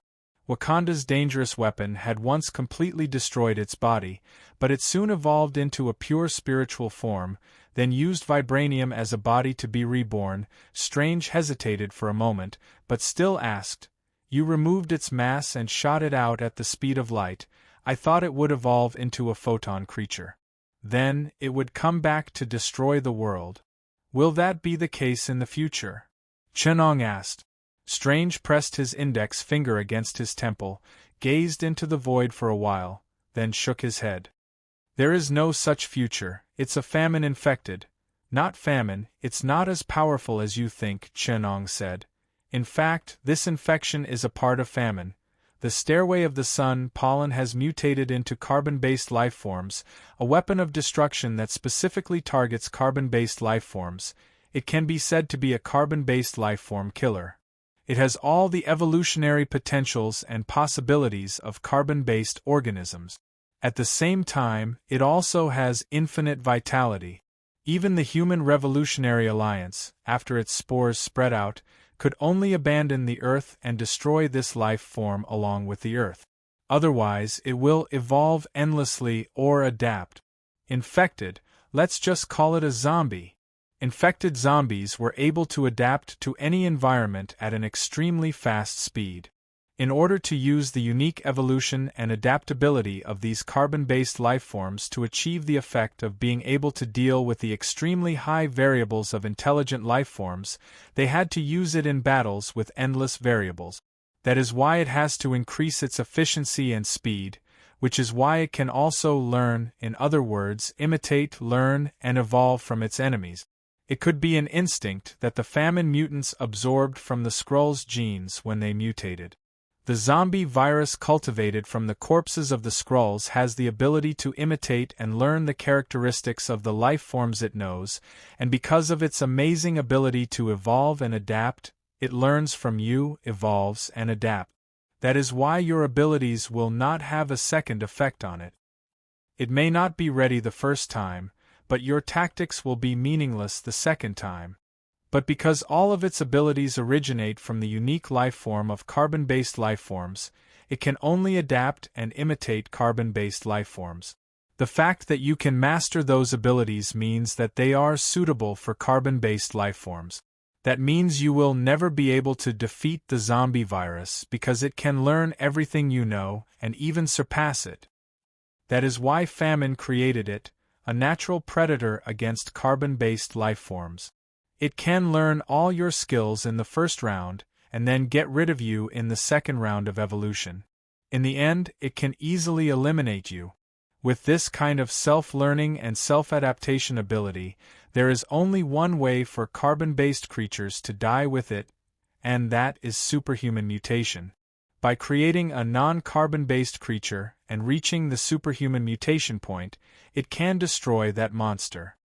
Strange, however, did not believe it and asked doubtfully, leaving aside how you know all this, if the mutated monster is so terrifying, why is it that the greatest damage it could do to the Revolutionary Alliance in all parallel worlds was to force you to abandon Earth and destroy it along with it?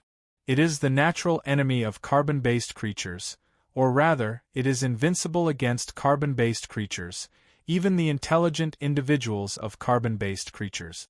However, that is only a weapon against individuals. It cannot deal with the other level of carbon-based creatures' intelligence, civilization. Civilization is the multiplication of all individual variables, or even exponential growth, and no learning ability could deal with such a large number of variables. To a civilization, it is not an invincible enemy. Nor is it a weapon created by famine to fight against civilization, it is just a piece of cake.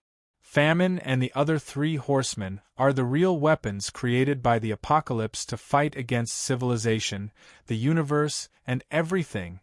It can be said that the seemingly terrifying killer of carbon-based life forms, the zombie virus, is just an insignificant weapon produced by the plague war system.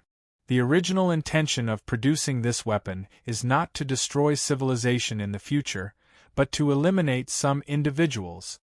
Chenong said. You know nothing about the horrors of our true enemy. It may be the apocalypse to you, with the zombie virus multiplying and turning countless people into the ultimate killer of carbon-based life forms.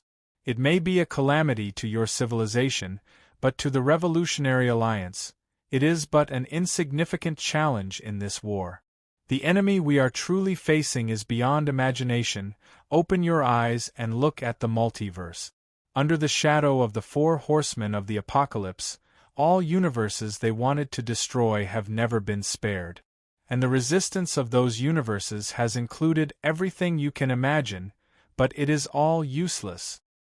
That shadow is not a world-destroying crisis, nor is it a dark force that wants to destroy the universe, but an ending, a fate that you cannot resist.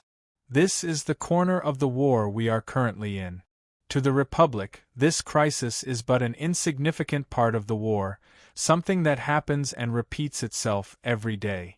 Our situation is just that dangerous. Everyone's lives are hanging by a thread. You think that the peace you see is all we have, but the truth is that the Republic and the Revolutionary Alliance exist in every parallel world. We are being destroyed every day as the universe is destroyed by the apocalypse. Every day we die, a warrior of the universe dies. The peace here is just an illusion of a bubble in the multiverse. Chenong said with a heavy heart, As for why I know so much about the zombie virus, you can't be thinking that you are the only one who can observe parallel worlds, right? Quantum observation, chaos magic, and parallel world observation are not advanced technologies.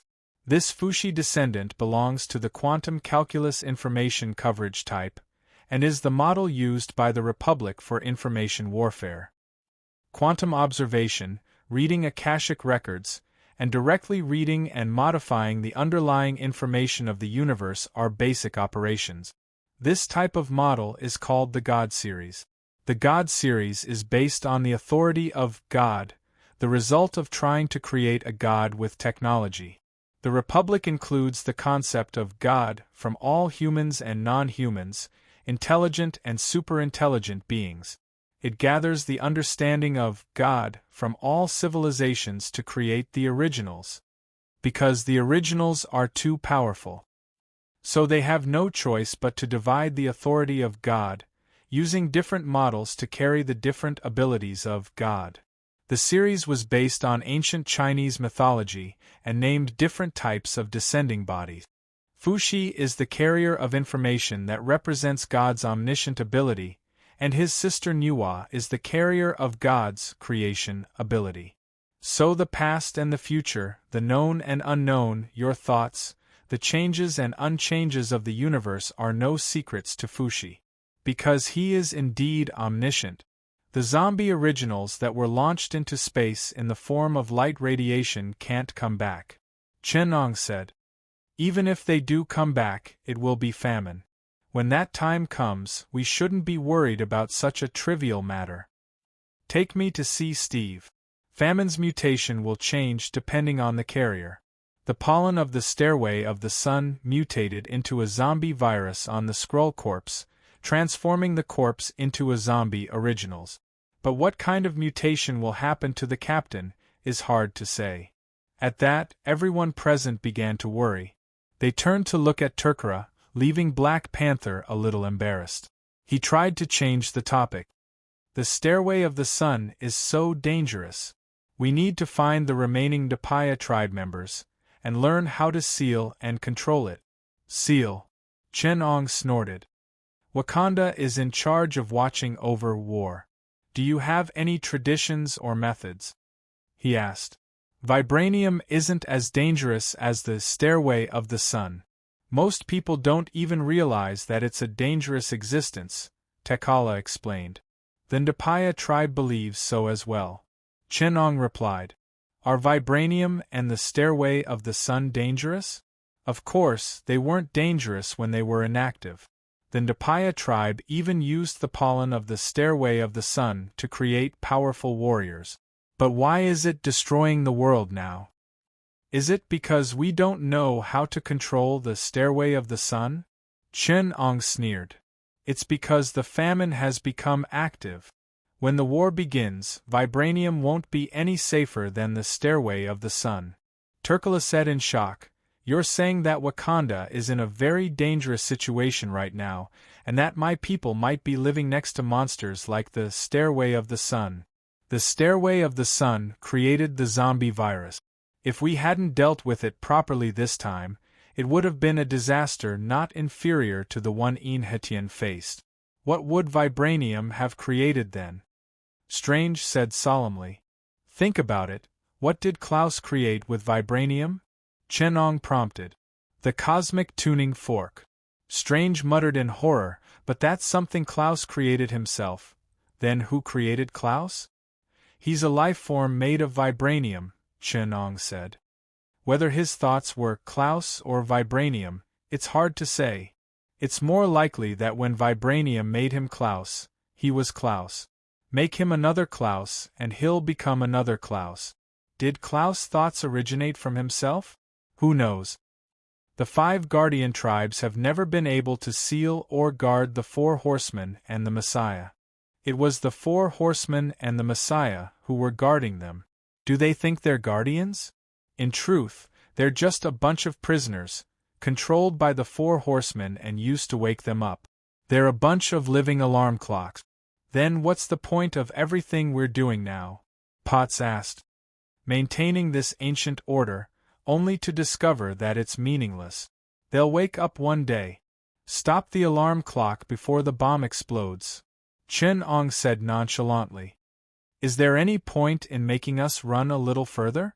Chen Ong returned to the floating pyramid. Strange had prepared a surgical gown for him in advance.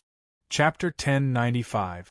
Looking at the back of Chen Ong, who was controlling Fushi to slide on the ground, Strange activated time stop. In the stagnant spacetime where all motion had stopped, Strange slowly walked towards Fushi, wanting to observe him carefully, but Fushi turned around in the time stop.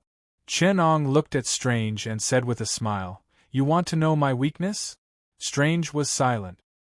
He stared in the direction of Steve Rogers, who was lying in the operating room not far away, and said slowly, What happened this time, was it within your expectations? Chen Ong asked doubtfully, Why do you think so? Before I obtained the possessed body, I didn't have any extraordinary abilities, and after returning Fushi, I was still an ordinary investigator without many supernatural abilities. Compared to that, isn't you, who can predict everything that will happen here, more suspicious? You, who are guarding the Eye of Agamotto and the primordial time stone, are theoretically the one who can predict everything. Yes. It seems that if you want to doubt me, I'm the most suspicious person. Strange said. But I just have a feeling that among all the people in the Holy Shield, no, among all the people I've met, if there's anyone I can't see through, it's only you. I'm not a person who suspects everything and is always on guard against everything, but I still don't feel safe in front of you. The crisis this time has further aggravated this point. In front of you, I can't help but want to find your weakness in case I need it. What a sharp little animal, Chen Ong said in his heart. Is it because you've worshipped the apocalypse for a long time as the Sorcerer Supreme, so you have a special premonition? That's not a bad thing. Chen-Ong replied. You're very frank, which is a good thing for our team. In fact, none of us should trust anyone, and there's no harm in using a little more brains. We can form a group to gather all the heroes on this planet who have the ability to bring hope and destruction at the same time. Like you, me, Hulk, or a certain Professor and Iron Man. We supervise and suspect each other and help each other build a system to deal with us. Once someone loses control, the others can use their own wisdom and abilities to control him, Chen-Ong said. This can be considered a balance of terror that ensures mutual destruction and control. Good idea. Strange laughed. What should we name it? What about the balance of beings association? Chen-Ong suggested. This looks like an organization established by Thanos, or are we planning to rely on Thanos to maintain the balance of the universe? Strange thought for a moment. Guided by the will of the universe, he suggested jokingly, why don't we call it the Illuminati? The light illuminates everything. I feel like I'm just an ordinary investigator, and I seem to be dragging down the entire balance of terror. Chen-Ong smiled. I don't have the ability to destroy the world. Without the authorization of the Revolutionary Alliance, I have no ability at all. The two of them chatted and laughed as they left the State of Time stop and walked into Steve's ward. Chen-Ong controlled Fushi to come before Steve. Fushi, who was almost twice the height of an ordinary person, had the lower body of a serpent like a dragon's tail. He actually slid before Steve, reached out his hand and lowered it a little, his palm hovering right above Steve's chest. As Fushi slowly lowered his palm, Steve's body became transparent.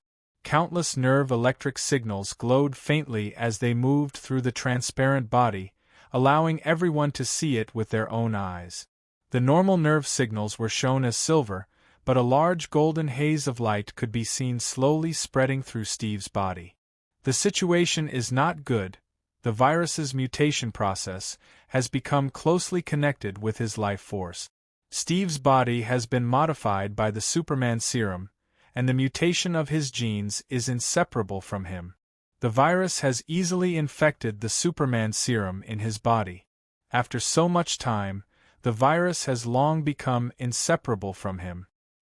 His mutation process can no longer be interrupted. His body is rapidly mutating under the infection of the virus.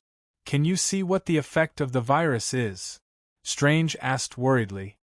After the pollen of the Stairway of the Sun infected him, he came into contact with the zombie-infected body, so the virus in his body communicated with the zombie original body, and he lost control and bit Sam. But after all, the zombie virus is only infected by the pollen using the corpse as a catalyst, and he is still a living person, so the mutation process and results of the pollen on his body will be different. The pollen catalyst of the famine mutant will imitate and learn the ability of the Skrull genes when it encounters it, so it can evolve to restrain the opponent in battle according to the characteristics of the opponent's ability, to adapt to all environments and enemies, to resurrect after being killed, and to evolve the ability to deal with it. And because the catalyst has become a corpse and zombified, the Superman serum in Steve's body is completely different from the Skrull genes, and he is not a dead person. Fushi began to analyze the information on Steve's body. Steve's mutation must be related to the Superman serum. The energy of the Superman serum comes from gamma rays. Dr. Banner repeated Dr. Erskine's gamma-ray enhancement experiment and transformed into the Hulk. So after the mutation, Steve's power must come from radiation, and his body and strength will surpass the Hulk. The enhancement of the serum will affect the spirit of the person, making the kind more kind, and the evil more evil. This is analyzed from the data collected from the 2 successful experiments of the Superman serum. Steve and the Red Skull are like 2 extremes. The Superman serum is a miracle, and the mutation of the famine mutant is also a miracle.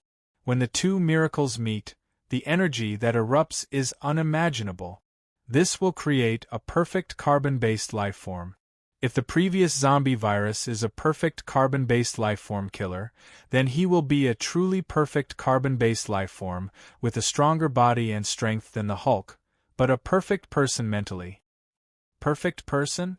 Strange frowned and asked. Yes. Chun-Ong analyzed. The mutation of the famine will evolve the potential of the test subject, and the potential in Steve's body is the Superman serum. You can see it as the mutation virus first evolving the Superman serum, and then using it to transform Steve, so the characteristics of the Superman serum will also be magnified. Steve became the symbol of the American spirit because he had the potential to be kind. He was influenced by the serum and became the symbol of the American spirit. After the evolution of the serum, his character will also be strengthened, and he will continue to develop in the direction of kindness. He will become a perfect person with a perfect personality. In other words, he, who is already a model personality, will be so perfect that he will not be like a person. Strange looked at Steve and felt a little sad. The most precious thing of a person should be his free will. Even if his personality becomes more perfect because of external forces, I still feel like I have lost a comrade. A person's personality is constantly changing under the influence of external forces. Even if we resist, fate will still change us. If we have to say that we resist the change of external forces, we will still be children with incomplete minds. This is growth, Chun-Ong said. Steve's growth is no different from ours. Although Chun-Ong was talking to Strange, he did not stop his analysis. Steve's evolutionary path is very similar to Kong Keenan's. Kong Keenan's descended body is the most perfect carbon-based lifeform created by the Republic, while Steve's is a perfect carbon-based lifeform created by the Apocalypse's transformation path. His data has extraordinary significance to the Republic. Chun-Ong recorded the data, and at the same time, Fushi extracted a sample of Steve's blood. With a faint flash of white light, Strange saw a test tube slowly forming on Steve's chest, and inside it was an unknown blue liquid. He hurriedly asked, "What is this?" Chun-Ong replied, "I recorded the data of Steve's body transformation and extracted the evolved Superman serum. No, it should not be called the Superman serum anymore.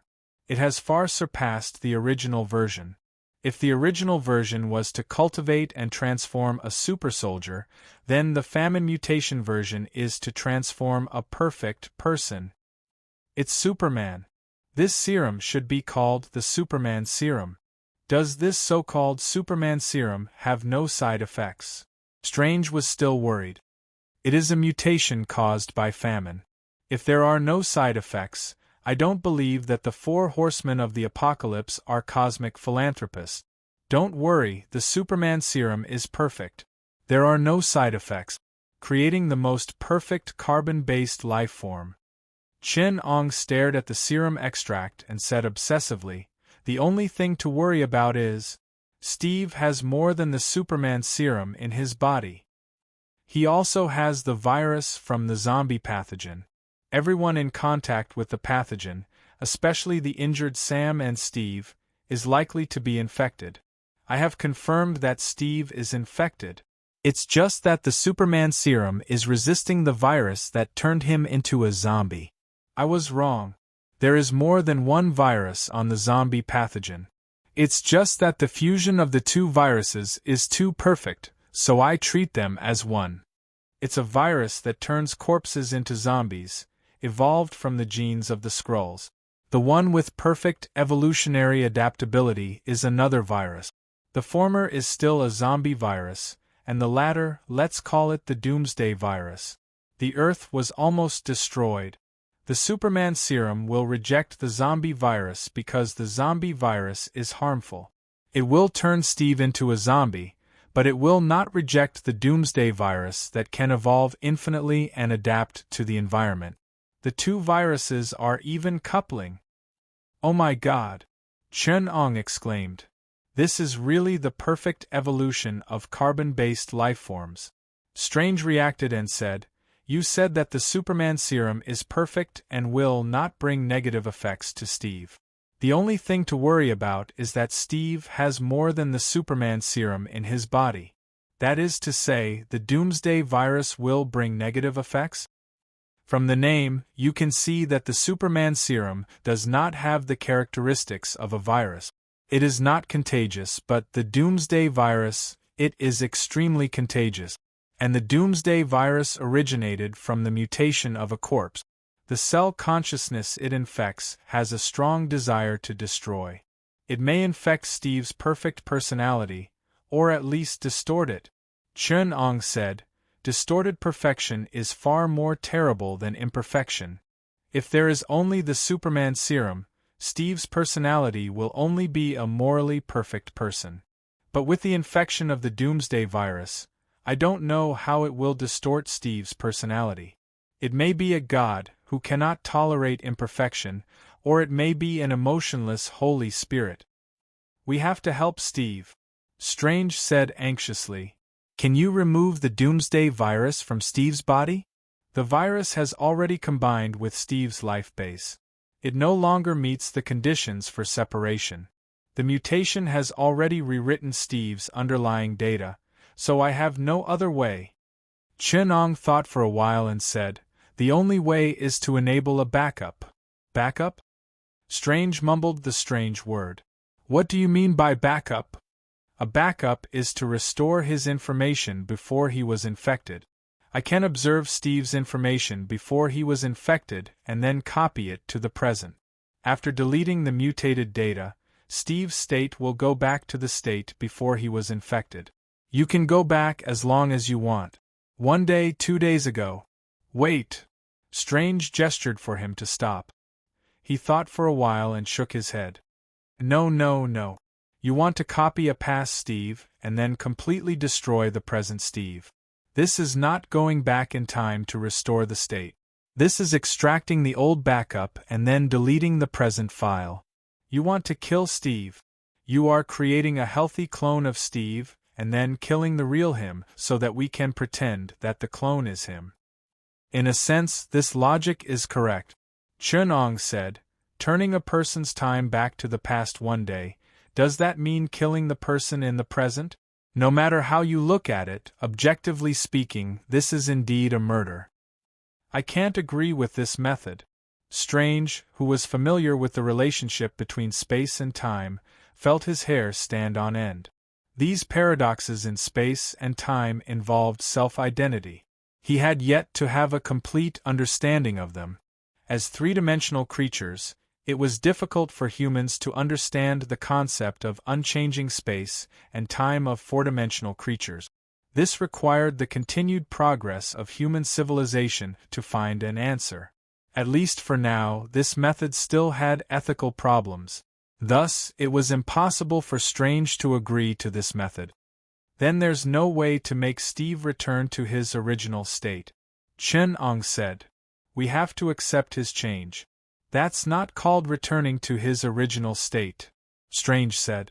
Clearly, he would rather accept a personality change than accept something as sensational as going back in time. There's another method that might be able to remove the day-destroying virus, Chun-Ong said. Although the famine mutant represents the mutated power of life, the way it mutates life is through a method of virus transformation. Thus, the day-destroying virus retains its infectivity and becomes a mutated virus. Only the 4 horsemen can fight against the 4 horsemen. Among the 4 horsemen, there's an existence closer to the virus. Perhaps only its power can solve the problem of the day-destroying virus. Chun-Ong looked at Strange and said calmly, we need the original virus. Chapter 1096. Because of Steve's accident, we have no choice but to bring forward the final battle. Chun-Ong said calmly to everyone, the primitive virus of the Ebola tribe represents the power of the Knights of Pestilence. This night is somewhat special. Due to some historical issues, the power it left behind on Earth is very strong. This includes all the angels and demons, as well as the religious figures of the monotheistic religions that you're familiar with. The source of our enemies is very complicated. Thanos and his allies are very powerful in the universe. First, let's determine the enemies that might participate in this war and our current strength. Thor didn't have a hammer to carry, and he always felt that his hands were empty and insecure, but he still promised, if the Thanatos allies come from outer space to join the war, then Asgard will stop them in time. I want to hear how you assess the strength of our enemies. Little Pepper Potts propped his chin on his hand and leaned on the conference table. Our enemies are mainly divided into 3 parts. The first is the Atlanteans who were roped in by the black-tongued counselor. The second is the demons under Mephitis and the humans he controls. In this world, there are too many people who have sold their souls to the devil. So, we might be facing an army, and we have to be prepared to face some of the Ghost Riders. The third is the local villains that Laura has roped in, such as the supervillain Lord Man, the Ten Rings Gang, Hydra, and Leviathan, who are against us. There might also be dangerous people from outer space. I can't calculate the enemy's strength too carefully. I need to leave room for any ambiguity. So, Chen Ong said, Liberators. Kong Keenan, Natasha, Arthur, and Merlin stood up. Yes. You will be responsible for facing the enemies from outer space. According to the intelligence, the remaining 4 of the 5 Obsidian generals, the leaders of the Thanos army under Thanos, will all attack. The messengers under the planet Devourer, Fallen, Stardust, Silver Shadow, Flame Emperor, Tyrant, Redshift, Destroyer, Skywalker, New Star, and Dazzle, may all attack under the orders of the planet Devourer to protect the balance of the universe in their hearts. Compared to the messengers of the planet Devourer, the 5 Obsidian generals are not worth mentioning. Chen Ong smiled. But I still need you to intercept them outside Earth. If possible, destroy them. Chen Ong said solemnly, although the Human Revolutionary Alliance will take action after the Holy Shield is thwarted, I don't want to see this moment come, understand? Intercept all the extraterrestrial visitors and annihilate all the enemies. Yes. You will receive temporary authorization as Dimensional Warriors.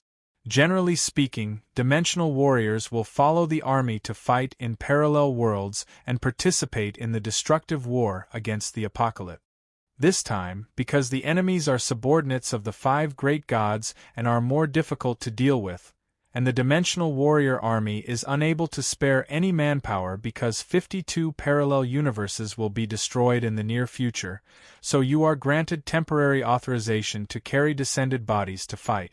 Among the 3 main armed forces of the HBRA, the Dimensional Warriors were responsible for maintaining the safety of parallel universes and timelines. Generally speaking, they performed interdimensional combat missions. Due to the logistical pressure of traveling through time and dimensions, various descended bodies were used for combat. The ones responsible for interstellar combat in the universe were the Soviet Black Star Troopers and the HBRA Defense Forces of the European Community. They used interstellar battleships and various technological weapons for combat.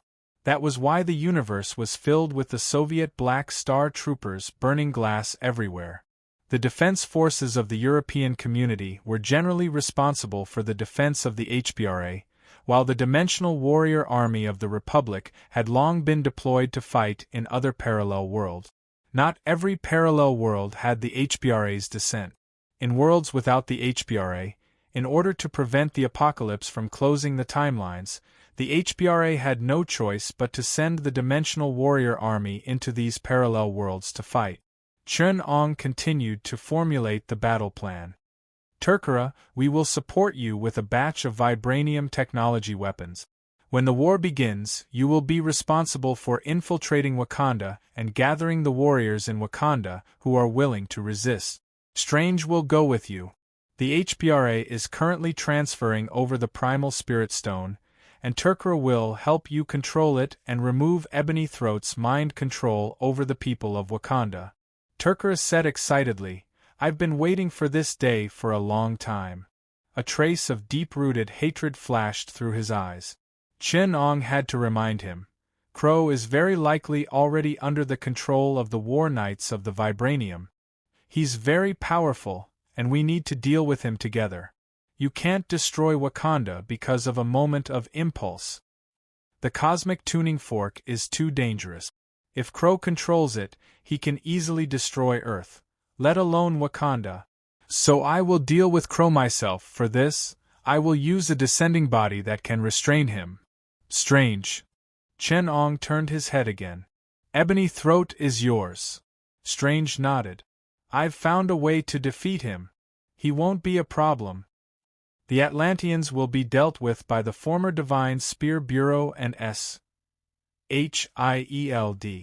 They are all Holy Shield now. I've just contacted Nick Fury, and he said that it won't be a problem. They will deal with those Murlocs.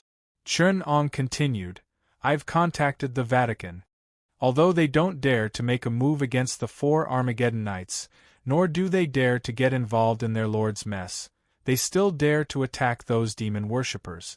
So the Kamartaj mages will deal with those demon dependents together with the Vatican. As for the villains that Laura has gathered, Lord Man doesn't dare to show up. As for the others, some of them have been eliminated by us first, and the rest won't be a problem. Nick said that the Fantastic Four and other heroes will join the battlefield as reinforcements, so we just need to hold on until they come to help. We also need to guard against the remnants of the Skrulls. Potts added. They may imitate us and join the battlefield, which will instantly destroy the trust between us and make the whole plan fall short of success.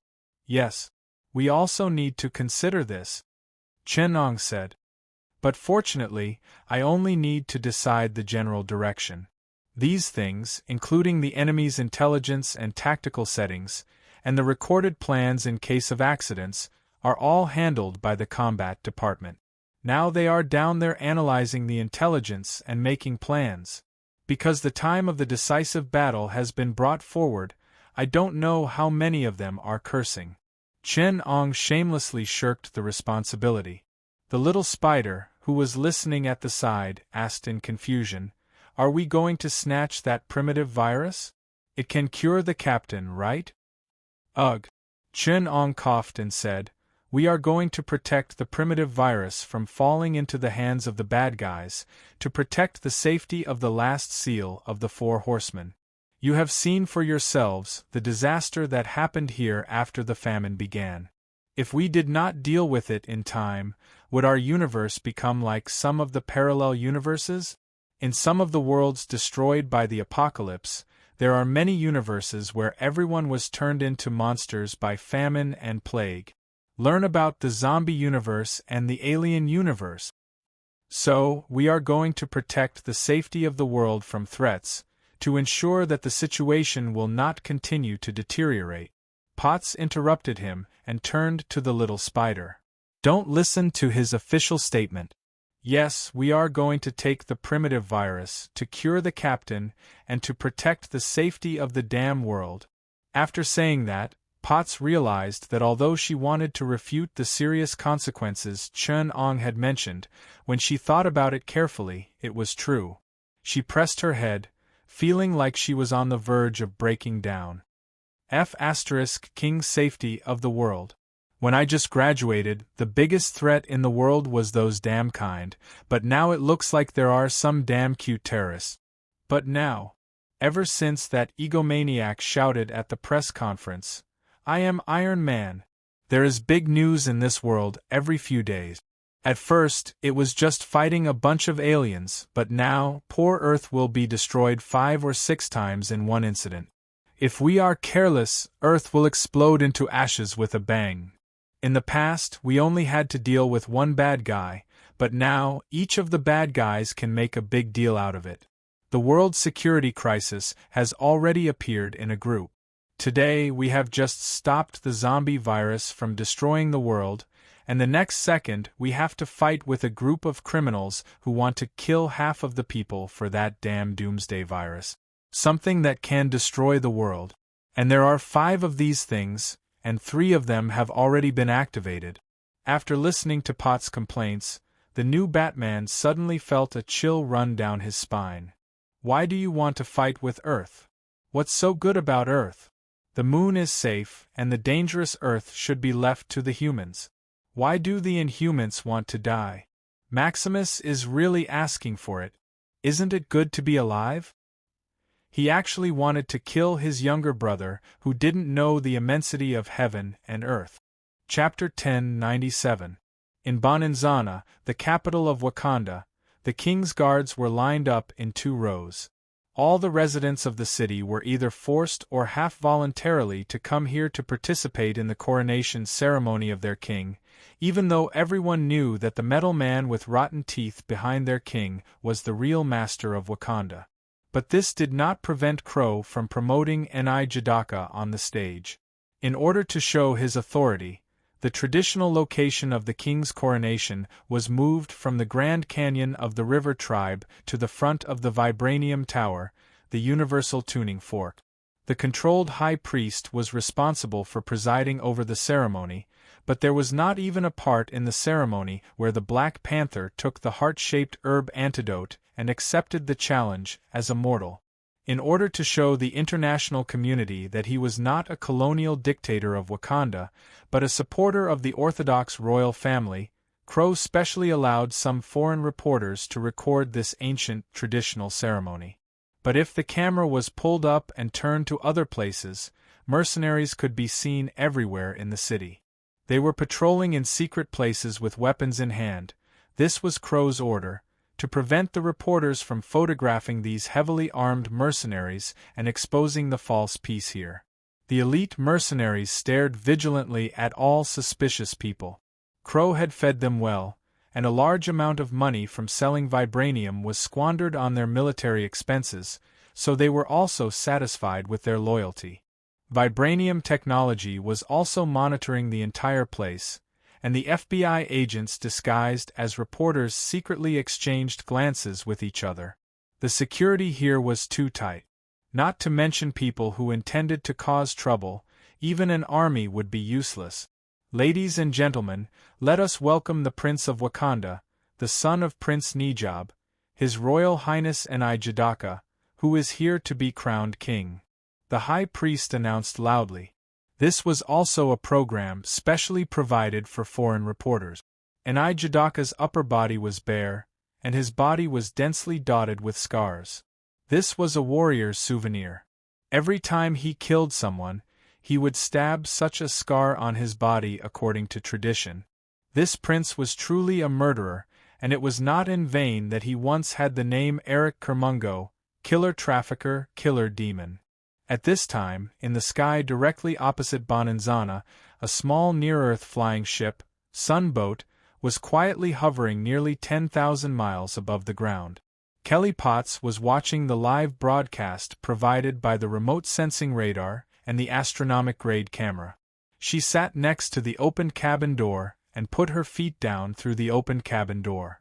She swayed in the air and said to Chen Ong through the remote video call, "He has a combat suit with him. I saw the golden leopard tooth necklace around his neck. Looks like our target is very vigilant. Originally, it would have been better for T'Challa to complete this task. After all, he is the legitimate king of Wakanda. If I can defeat his cousin in front of everyone, it will achieve a better publicity effect." Chen Ong explained, but Turkara insisted on dealing with Ulysses Crow to avenge his mother's death.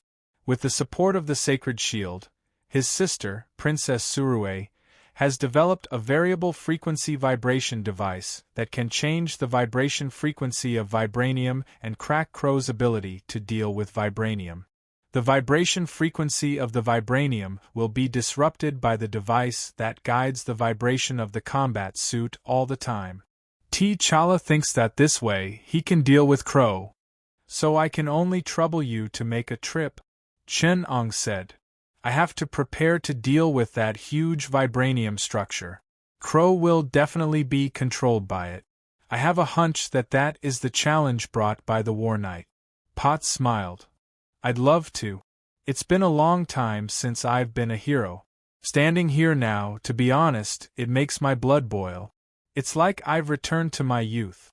Potts stood up at the edge of the cabin door, facing the strong wind that blew against her face. This was 10,000 meters in the air, and she did not have any protective equipment. The cold air at high altitudes blew her blonde hair into a mess, but Potts stood there like a cool model facing her own runway. She looked down at the pure white clouds beneath her feet, 1 foot on the edge of the cabin door. "I've wanted to say this for a long time, but I never had the chance."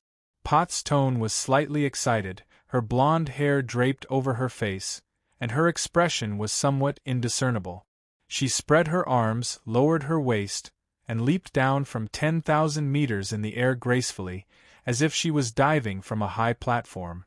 In an instant, the strong wind frantically stripped away her body heat, whistling past her ears as she fell to the ground at an alarming speed. The sound of the wind blurred her microphone. With a hint of wildness and defiance, Kelly Potts shouted, "I'm Iron Man." On the other end of the communication line, Chen Ong put down his headset and laughed. "I really should let Stark hear this."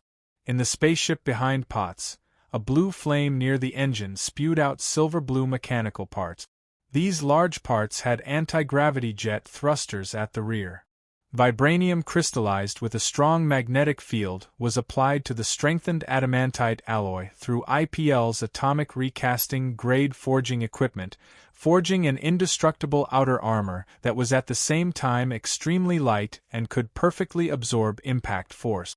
The energy core was powered by cold nuclear power with gamma-ray ignition, and the anti-gravity jet thrusters could produce about 10,000 tons of propulsion force at full power. The control system was operated through the use of the neuromechanical interface in the helmet, and a strengthened electromagnetic field probe was inserted into the cervical spine. Since Potts could not install the biocomputer auxiliary brain or quantum computer commonly used by the IPL, there was an optical computer in the head of the armor to assist in calculations, and the motion compensation system was completed by the AI. The mechanical parts began to move closer to Pot. 2 simple and powerful mechanical clamp-like parts buckled Potts' shoulder blades, and the lock was fastened to the collarbone. Then, the mechanical body rapidly expanded, and the folded mechanical parts spread down his body. The light but unquestionable sturdiness of the armor began to stretch along the lines of Potts' body. Her curvaceous body displayed excellent flexibility as she bent, as well as an astonishing amount of hidden strength. The armor, on the other hand, seemed to have no rigidity, showing the flexibility of bamboo. When Potts' body stretched, it was like a bamboo bending under the action of an external force. The armor was not like an iron can, but like bamboo wood, like a skeleton. While it was indestructible, it retained flexibility and toughness. This was a real exoskeleton. It might not make any difference in the hands of Tawny Steck, but Potts was also a combat expert. This armor did not have the rigidity and sluggishness of mechanical movements, and it could become amazingly flexible and agile under the control of an expert. "Boss, there seems to be something in the sky." A mercenary who was in charge of guarding suddenly warned Moses Magnum. Moses Magnum also raised his head and squinted at the sky. With his excellent eyesight, he could clearly see that there was indeed something in the sky approaching in a free fall. Moses Magnum pressed on the headset and warned, "Your Majesty, there is something above your head." On the stage, Tony Jadaka's pupils shrank slightly, but his expression did not change. He whispered into the microphone, "You guys deal with it as you see fit. Those little bugs never know what manners are." Out of caution, Moses Magnum used the radar to lock on to the target while he raised the high-powered optical telescope to observe. He could clearly see the object falling at high speed through the telescope. It was a streamlined, silver-blue full-body armor. Suddenly, a subordinate next to him shouted, "The radar has lost the target. The target has stealth ability. Activate the protective shield." Moses Magnum ordered calmly. In the next second, a light blue circular energy shield covered the entire city. This energy shield originated from Wakanda's own technology and had been modified by Ulysses. It could withstand the attack of a galactic legion for several days. It was the biggest trump card of Wakanda's military strength. The mercenaries had already begun to prepare for a counterattack. After the high-altitude visitor was intercepted by the protective shield, they immediately launched a counterattack. As Potts fell rapidly towards Bonanzana, he saw the light blue protective shield rising before his eyes. Potts crossed his arms in front of his chest, then stretched them out to block in front of him. The crossed wrist guards erupted with powerful energy waves. The moment he approached the protective shield, Potts fiercely crossed his arms and spread them apart. Her body changed posture, and her feet were facing downwards, like a goddess of war leaping down from the sky. Silver-white energy lightning exploded between her arms. The strong magnetic field on her arms created an energy pulse weapon that triumphed in pure power. Amidst the dazzling white lightning, the entire energy shield shattered as everyone was caught off guard. Gigantic lightning streaked across Bonanzana. They swam past the Wakandans and the mercenaries, and at a super-high speed that no one could react to, they destroyed all the defenses of the city. The mercenaries' figures blurred in the lightning. Moses Magnum was shrouded in a huge energy and light. As he howled, his whole body evaporated into a pile of ashes. Enijadaka stood at the center of the ceremonial platform and saw a silver-blue armor falling from the sky in the dazzling lightning. A punch was thrown. Lightning wrapped around the armor like a silk scarf and fluttered backward. The friction with the air produced a crimson plasma.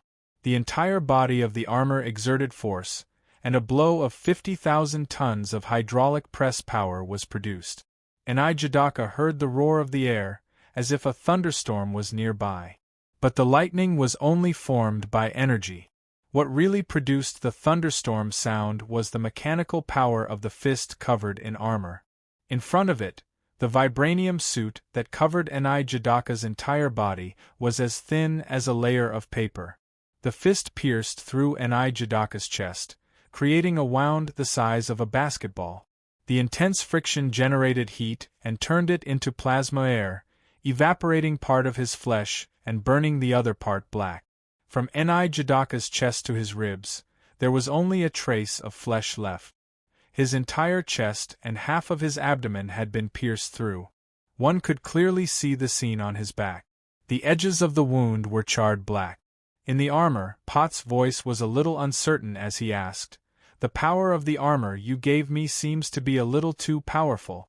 Generally speaking, an exoskeleton can only amplify a part of the power. The maximum power of Tawny's armor is only at the level of a large ship's steam turbine. The arc pulse cannon in his palm is equivalent to a small missile. How much power does this one have? 1 second is about equivalent to a day's work at the Three Gorges hydropower station. Chen Ong, who was trimming his nails, said casually, "After all, it's a student's graduation design. It's a civil mechanical prosthetic, so the power is a little lower. You seem to have some misunderstanding about the performance and destructive power of machinery." Misunderstanding? Chen Ong continued to casually look at his fingernails that had finally been polished smooth. "What misunderstanding? I'm not trying to discourage you, but quickly retreat after killing the target. You don't stand a chance against Ulysses Crow." Chen Ong hung up the communication and muttered to himself, "It's just a city destroyer level achievement. What combat power is there to speak of? It's just a civil engineering mech, at the level of being eliminated even if it's carrying brick." He glanced at the scene on the screen and was not surprised. After all, it was the normal level of the demolition site of Lanxiang No. 1. Chapter 1098. After Potts punched, he was silent for a while because it was quite exciting to kill their king in front of the people of Wakanda. The ground was dark and silent. Everyone huddled together in panic, watching the man who fell from the sky and killed their king. Perhaps it was not a human, but a silver-blue armor. The reporters below were going crazy. They thought it was just a small dessert to introduce and get involved in the mysterious world of Wakanda. Who knew that there would be such a big meal at the inauguration ceremony? The flash bombs were connected as if the lightning had not yet gone out. The reporters below desperately squeezed forward, holding the interview microphone and roaring loudly, "Are you human? Did you just kill the king of Wakanda at the inauguration ceremony? Is this assassination a protest against the dictatorship of the royal family of Wakanda? Are you from Wakanda? Do you think you are qualified to kill the king on behalf of the people of Wakanda?" Another reporter noticed the armor. "What is your relationship with Mr. Stark? Did Stark Industries plan this assassination? Are you Mr. Stark?" Little Chili Pepper asked in a low voice, "Can I open the hood?" Chenong refused. "It's best if you don't. Let's shift the blame onto Tony. Nick Fury has promised to take the blame for us. Don't do this." "Okay. You can do whatever you want." Chenong watched Potts take off his mask. Unlike Tony Stark's mask, this armor was separated from the helmet. Potts could press the mechanical buckle on the back of his neck and remove the helmet. Her blonde hair was freed from the helmet. Potts flung it back, her blonde hair flying in the wind, reflecting the sun's brilliance. At this moment, the sound of flashing lights broke out completely, and the continuous clicking sound was like a big show in New York. All the reporters went completely crazy. They were grateful from the bottom of their hearts. Tony Stark was the god of the media. He supported at least a quarter of the reporters and paparazzi in America. No matter how bad the news industry was, Stark and the women around him could always provide endless news material, from professional financial newspapers to gossip magazines. It was the same now. The frenzy of the media reporters made the temperature of the scene soar by several degrees. They rushed forward and shouted, "Miss Potts, I heard that you broke up with Mr. Stark last month? Are you wearing the Iron Man armor now? Is it possible for you to get back together with Mr. Stark? Was this attack inspired by Stark Industries? Does Stark intend to intervene in the vibranium market? Will Stark Industries monopolize vibranium resources? Is it legal for large companies to interfere with the sovereignty of other countries? Will you be condemned by the U.S. government? Is this attack related to the military?" General Ross once expressed his dissatisfaction with Ulysses Crow, the leader of the mercenary group. Crow is considered to be Tony Jadaka's biggest supporter. It is alleged that Tony Jadaka hired Crow to murder his cousin, the former king of Wakanda, T'Challa. "May I ask if you assassinated Tony Jadaka out of support of T'Challa? Is this a royal dispute in Wakanda?" Facing the camera, Kelly Potts was calm and collected, just like when he helped his damn high-profile boss deal with the media at Stark Industries. Facing the flashing lights, Potts sighed in his heart, "Tawny is a hopeless childish ghost. But the feeling of facing the flashing lights is really nice. People who get close to the abyss will always become the abyss. Or one is marked by the company one keeps." In short, learning from Anthony and letting go of himself, Potts could even experience a little of what Stark felt. There was a kind of person who was born afraid of loneliness, but enjoyed the feeling of being alone and wrapped himself up. Such people could only hide their fear of inner loneliness in the flashing lights and the spotlight. Like an autistic person in disguise. No one could walk into his heart. He wrapped his heart in heavy armor, and could only rely on others' gazes to warm him up. "I am Kelly Potts. Everything that happened here has nothing to do with my previous identity. I used to be a superhero, and now after resigning from Stark Industries, I have returned to this position. I came here to kill this person, and it has nothing to do with any other group. It is a declaration of war against the outsiders who have evil intentions. You want war?" Potts looked around, turned and scanned every place under the stage, every dark and hidden corner where those peeping eyes were. She raised her head slightly and said in a firm attitude, "Then we will give you war." The magnesium lights under the stage burst into a sea of bright light, one after another flashing like waves hitting the corner of Potts' skirt. Her armor was her little dress. The Holy Shield is an international organization in cooperation between the United States and the Revolutionary Alliance. It is an international organization dedicated to fighting against extraterrestrial threats and protecting the independence and security of Earth. We are decisive and never soft-hearted. Our declaration is, "You betrayed the Earth, so you deserve to die." I am standing on the land of Wakanda and saying these words, not to provoke this ancient and great country, but to prevent it from falling into the flames of war, Potts said. As I said, the war has begun, and this is just an insignificant prelude. Potts raised her hand and whispered into the headset, "You know that Black Panther's new armor can't fight back against Crow. And Jadaka's armor is the same as Black Panther's. He is as fragile as a piece of paper in front of my armor, but you say that I can't fight back against Ulysses Crow. Then what did you ask Black Panther to do, to send him to his death?" On the other side, Chen-Ong whispered, "You don't have to doubt my plan. We have our own countermeasures. All right, let me tell you something. I asked Thor to borrow something from Asgard. When the time comes, we will play the story of a king in a desperate situation, then a mechanical god descending, and a righteous counterattack. We think this will boost the morale of Wakanda. Redeem T'Challa's dignity as a king. You know that Jadaka's prestige can't do this at all.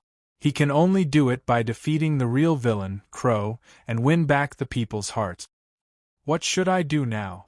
Potts asked in a low voice. Chen-Ong replied, "Go challenge Crow. After you are defeated, we will arrange for T'Challa to appear and ride on a wave of popularity. Anyway, according to the routine, we have to exaggerate Crow's strength. You know, a minor character who fails to set off the enemy's strength. After the hero appears, he will suffer a devastating blow and fall into the dark night of the soul. When he is in despair, he will be awakened and counterattack. Tricks have always moved people since ancient times." Potts forced a smile and said, "I don't think so." She walked towards the palace behind her, and Crow was in that direction. "To hell with your tricks. This time, I will knock Crow to the ground and completely disrupt your plan." On the other side, Chen-Ong just smiled and hung up the communication. He turned to the outer stairs of the floating pyramid and looked down at the vast land below. That was Wakanda. He called Thor and asked, "The supporting actors are already on stage, and the main character will be on stage soon. Are the props ready on your side?" Thor quickly agreed. "Father has agreed to use the destroyer for me. It is now being modified on your side." "Damn it, you can't put that thing into the atomic furnace. The shell of this thing is Asgard's property. Is it being modified now?" "You need to wait on your side." Chen-Ong looked at his watch and shook his head. "I don't think she can last 5 minutes. Hurry up." "No, we need at least 10 minutes here. By some time," Thor said loudly. "Then what about me?" Chen-Ong spread his hands and said, "Let her chat with Crow for 5 minutes? Crow is a chatterbox. This seems reasonable, but that girl doesn't know her own weight. I think she's going to suffer." Chen-Ong calculated the time. Crow has always been interested in Black Panther. He probably won't kill T'Challa immediately. Let him endure a few more minutes of humiliation, and that should be enough. Chen-Ong calculated without guilt and found that as long as the dark night of the soul was a little longer and T'Challa suffered a little more pain, the time would be about right. It should be able to make it in time for the counterattack, right? Chapter 1099. Of course, Ulysses Crow had noticed everything that had happened on the stage he had planned.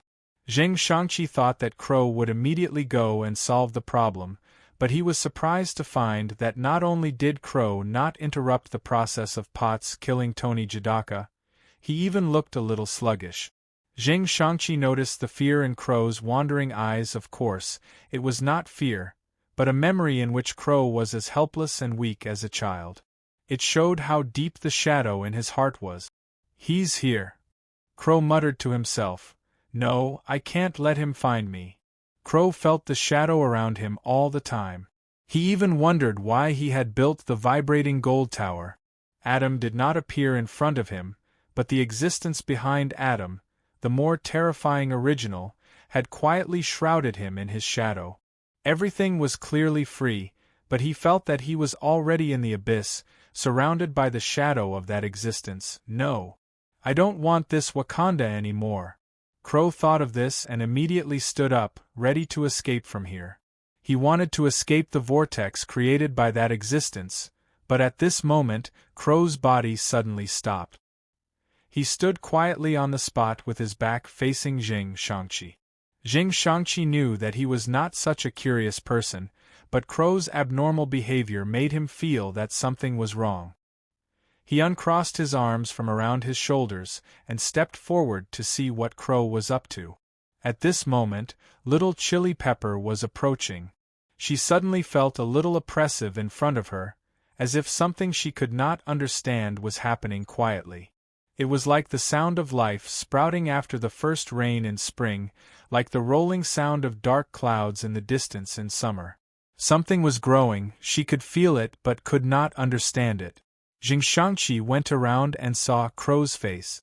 There was a strange expression on his face. On one hand, it was indifference to everything in the outside world, but on the other hand there was a mocking smile. It did not look like he was mocking anyone, but himself, the helpless irony and mockery of fate. His expression carried a deep sorrow. It seemed to be for himself, but also for the world. It was as if he was facing the collapse of the whole world, suffering the most complete destruction. Before the destruction, Crow's cynical nature made him laugh at everything. "There's no escape." His eyes dimmed as if he was talking to himself and Jing Shang. "I knew this day would come. I've tried my best to avoid it, but I didn't expect it to come so soon." A stream of tears rolled down from the corner of his eyes and quickly dripped down his metallized skin. Jing Shangqi didn't expect to see this at all. He thought Crow had lost this function. In the next moment, Jing Shangqi saw the light in Crow's eyes dim. Something in his eyes was completely erased, and the person who came back to life could hardly be called Crow anymore. At this moment, Crow spoke again. "Humans are something not worth looking forward to. The seed that Adam sowed, hoping that it would grow and bear fruit beyond his expectations. However, this seed will only rot in the ground, because it was planted on unsuitable soil." This time, Crow didn't waste words. The moment Potts arrived at the palace, he bent his knees slightly.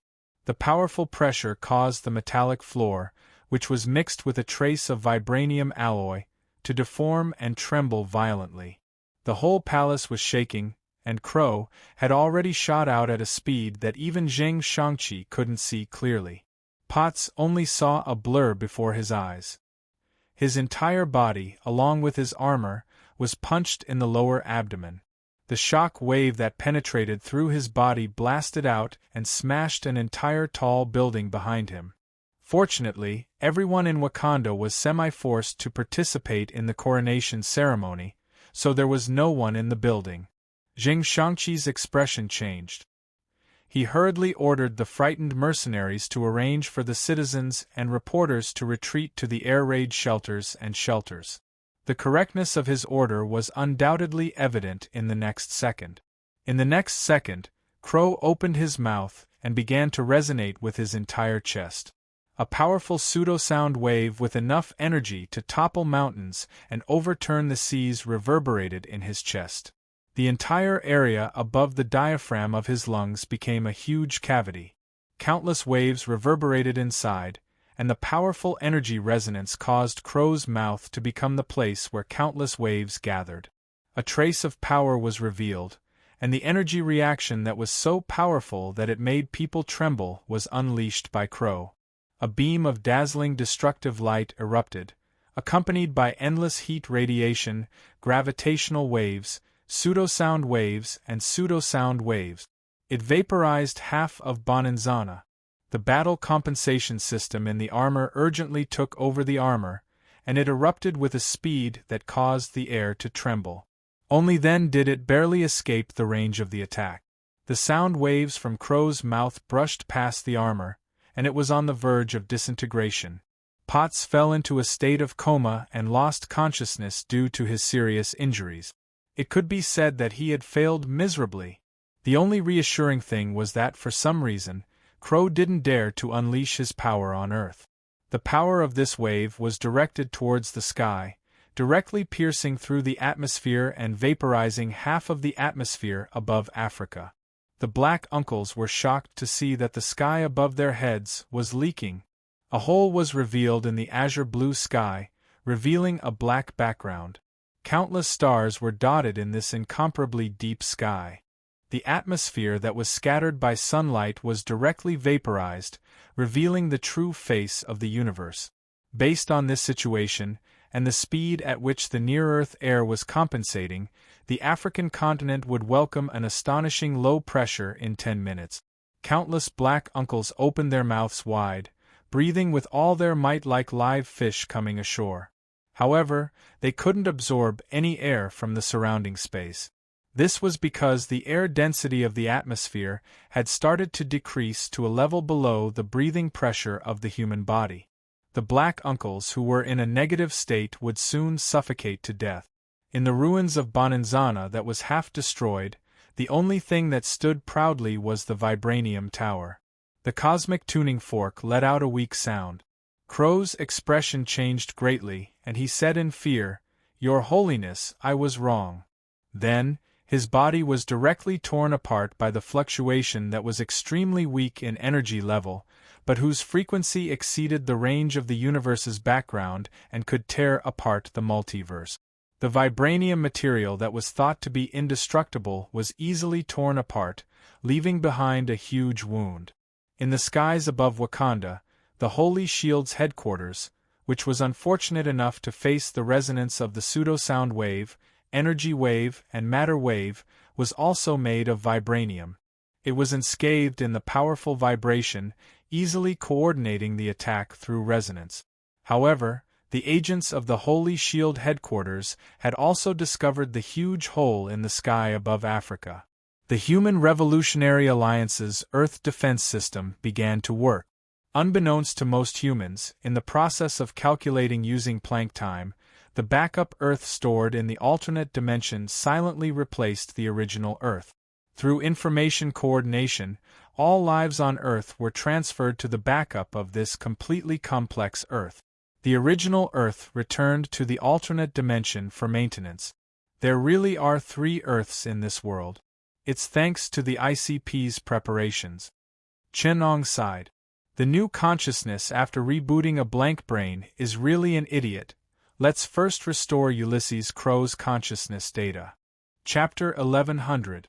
Dressed in a sari with a face mask, Shubha Mirza walked through the alleys between the messy houses in Mumbai's Dhahavi slums. Construction waste and large pieces of plastic were piled up next to her. The alleys were filled with recycled waste and household waste, giving off a strong rancid smell. Men were squatting on the rooftops and corridors on both sides of the street, basking in the sun. When they saw Shubha walk by, they all stared furtively at her beautiful figure. Under the gaudy and cheap sari, her figure was faintly discernible, but it was difficult for these men, who were blinded by desire, to carefully observe the more detailed details of her beautiful figure, the streamlined muscles, the waistline of her abdomen, and the smooth but firm lines of her muscles on her arms. These lazy and disgusting Indian men might not be able to withstand a casual punch from this fit and beautiful body. Shubha ignored the stares on both sides. According to the contract she signed with Mephitos, she had to send the souls of hundreds of sinners to hell every year, not a difficult job in India. In fact, after she moved to the slums, she had to worry about bringing too many souls with her, as it would strengthen Mephitos. Shubha was a ghost rider, and no ghost rider wanted Mephitos to be too powerful. Shubha used to live in the mountains of northern India, where there were remote mountain villages where no outsiders could be seen for years. The biggest trouble she had living in such remote mountain villages was dealing with the locals. She could even raise her own pet war elephant. In northern areas where Buddhism still retained its influence, Shuba could lead the elephant and stroll through the Bodhi forest, passing by the ancient temples. And when she needed to deal with Mephitos, she just had to go to big cities like Mumbai or Bangalore. Unlike her European and East Asian counterparts, Shuba never had to worry about her performance. India had once lacked everything, but it had no shortage of temples or sinners. Shioba once met a man in Bodhiana who came to the Holy Land with a wheelchair-bound master. Through the trial's eye, she could see that the man was burdened with countless sins, and his heart was burning with an inextinguishable flame of anger. Under his calm appearance, he was almost like a furious god. He was the most powerful and sinful sinner Shioba had ever seen. He wanted to calm the flame of anger deep in his heart by comprehending the principles passed down by Buddha. When Shioba saw him, she had once thought, if I bring such a soul to Mephisto's, I might be able to be free forever and be free from the curse. However, she did not make a move. Firstly, she felt that if she made a move, she would be easily torn apart by the demon in that man's heart. Secondly, although that man was sinful, she could feel that he had no choice but to yearn for kindness and peace. It wasn't Ghost Rider's tradition to attack such a person. As Shioba swayed her hips and relaxed her body, she walked into an even more secluded alley. She was quickly followed by a few sneaky figures. The Hindustanis were different in this aspect. Even when it came to bullying weak women, they liked to do it in a group. Cowardice and putting on a brave front were practically ingrained in their bones. As Shioba slowly walked into her temporary residence, if it could still be called a residence, it was a shack made of wooden boards and plastic film. It was built on the beach next to the sea, where the sea breeze could blow away the rancid smell of the slums. Even if she was Indian, Shioba was still a woman, and she could tolerate simple conditions. In fact, after going through ascetic cultivation, Shioba did not care about these things and only lived in her own spiritual world. But if she could stay away from the stench, she would do her best. The men behind her in the alley cursed and cursed as they surrounded her. 2 men appeared in front of Shioba, and they surrounded both ends of the alley. With disgusting, dirty smiles on their faces, the men slowly approached. They seemed to want to enjoy Shioba's fear and panic, but to their surprise, Shioba did not react at all. She stared at them indifferently, which made the Indian men even more angry and violent. They began to curse and swear in noisy Hindi. These dark-skinned, skinny, and dirty men impatiently rushed forward, ready to grab Shioba's hair and push her to the ground to ruthlessly ravage her. However, Shioba used one hand to fiercely hit him in the stomach, while the other hand smoothly grabbed another man's throat like an iron hoop. The men were somewhat flustered, and the rest of them hurriedly rushed over, wanting to rely on their numbers to hold the woman down. However, behind Shioba, under the sari, there was a squirming movement. The men facing Shioba suddenly saw 2 slender, yet well-trained, streamlined hands of a woman stretching out from behind Shioba. One of them was holding a trident, and the other was holding a bow and arrow. There were also 2 more hands on Shioba's shoulders, grabbing 2 men. When the men who wanted to attack from behind saw Shioba's 4 arms, they were so frightened that they collapsed to the ground and wailed, "Great Shiva! Forgive me!" Shioba looked down at the 2 men in her hands. The 2 men struggled for a while before suddenly collapsing to the ground. It was as if their bodies had suddenly lost their vitality, and their hands and feet hung powerlessly on the ground. Shioba slowly turned her head, and the other 2 men behind her peed in their pants in fright. They saw that Shioba's skin had turned blue with a bit of ash, as if she had been smeared with a layer of pot ash. This was what Buddhism called the outer path of smearing ash. An eye grew out of her forehead, and her head burned with hellfire. Her half-burnt face revealed traces of the deep white color of bones. The eyes of the 2 men in her hands had already been burnt into charcoal, and the eyeballs had turned into ashes that were half black and half gray, with traces of the dark red of burning embers. Shioba said softly, "Look at my eyes." The 2 men, who were scared out of their wits and trembling with fear, subconsciously looked at Shioba's vertical eye. In their days, they saw the world burning with a huge flame. The hellfire burned the entire world, and Shiva danced in the flames. Shiva's hair fluttered wildly as he danced, fusing with the burning flames. God Shiva held a hellfire in his left hand, and through his dance, he brought destruction to the world. The burning world slowly extinguished, revealing the man's eyes that had already turned to ash. His mouth was wide open, and his expression was one of extreme horror and fear. His corpse was slightly shriveled, and he screamed before his death, "Shiva, you dance in the destruction of the world." His voice echoed in the alleys of the slums.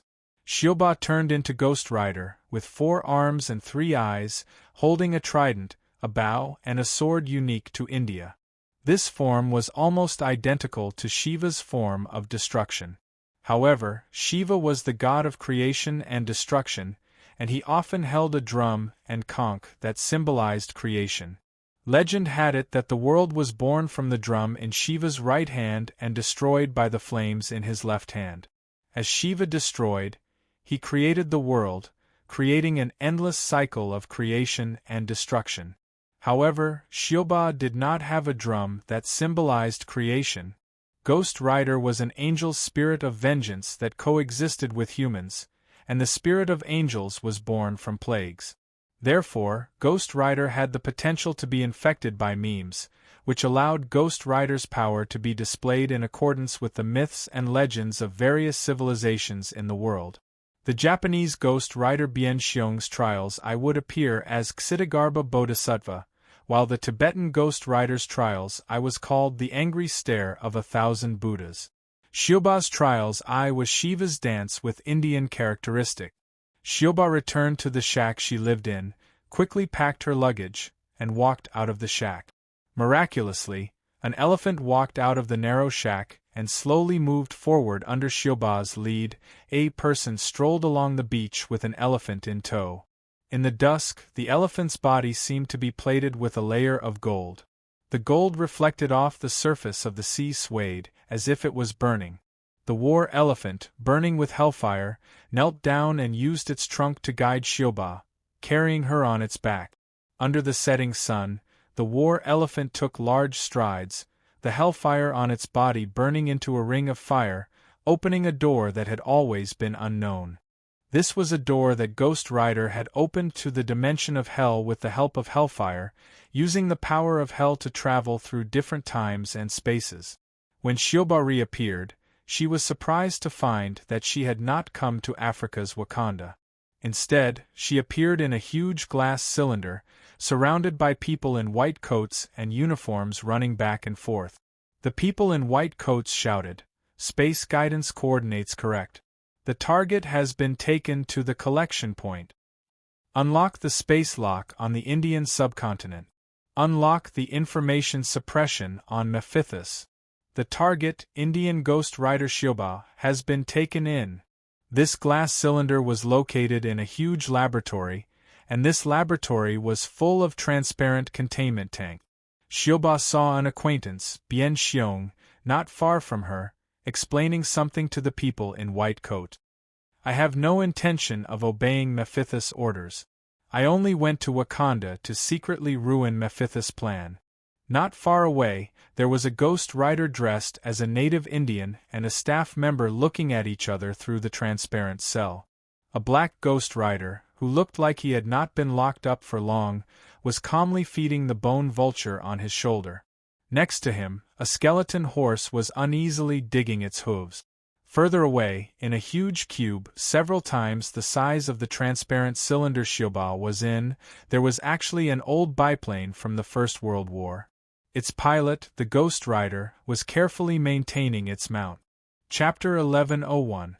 The original Holy Spear Bureau has now dealt with all the Ghost Riders in the eastern part of the Holy Shield. There aren't many cards that Mephithus can use. Nick Fury returned to SHIELD and looked at the dense flashing red dots on the screen. These were the suspicious people monitored by the Holy Shield. The Holy Shield assessed the power that Mephithus and Domim could use on Earth. They also monitored all the people that the League of Saviors established by Thanos could influence and control according to the threat level. The heroes of the Holy Shield dealt with those who had already been exposed, and these potential enemies of the Holy Shield were all monitored by the agents of the original Holy Spear Bureau and the Holy Shield. Since the Holy Spear Bureau changed, the APLDS technology exploded, and controlling these people was a trivial matter.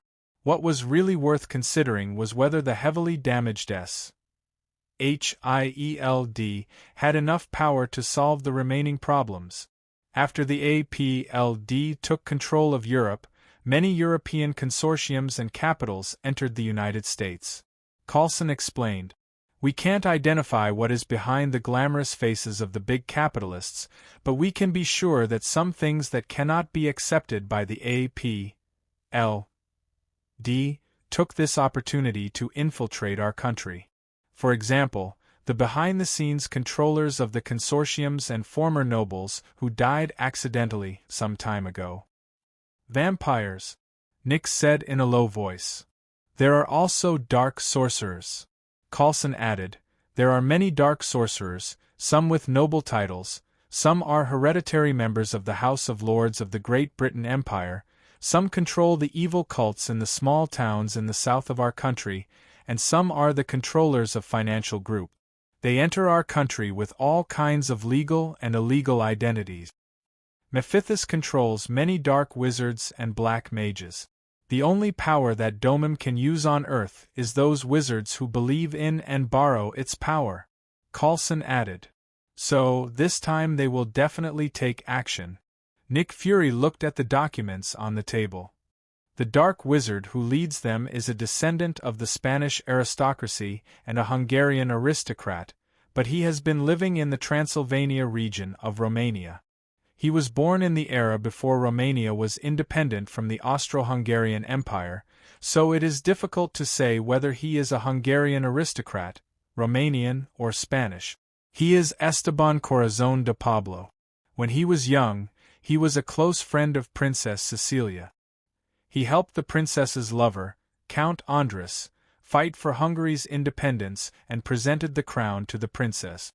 If it wasn't for the fact that he and Count Andras were equally close, I'm afraid that some people would say that he was also the princess's lover. Esteban Corazon de Pablo had a good reputation when he was alive. He loved science and alchemy, and he was elegant and humorous. All of this lasted until he saw that Princess Sisai was no longer as beautiful as before and realized how old he was.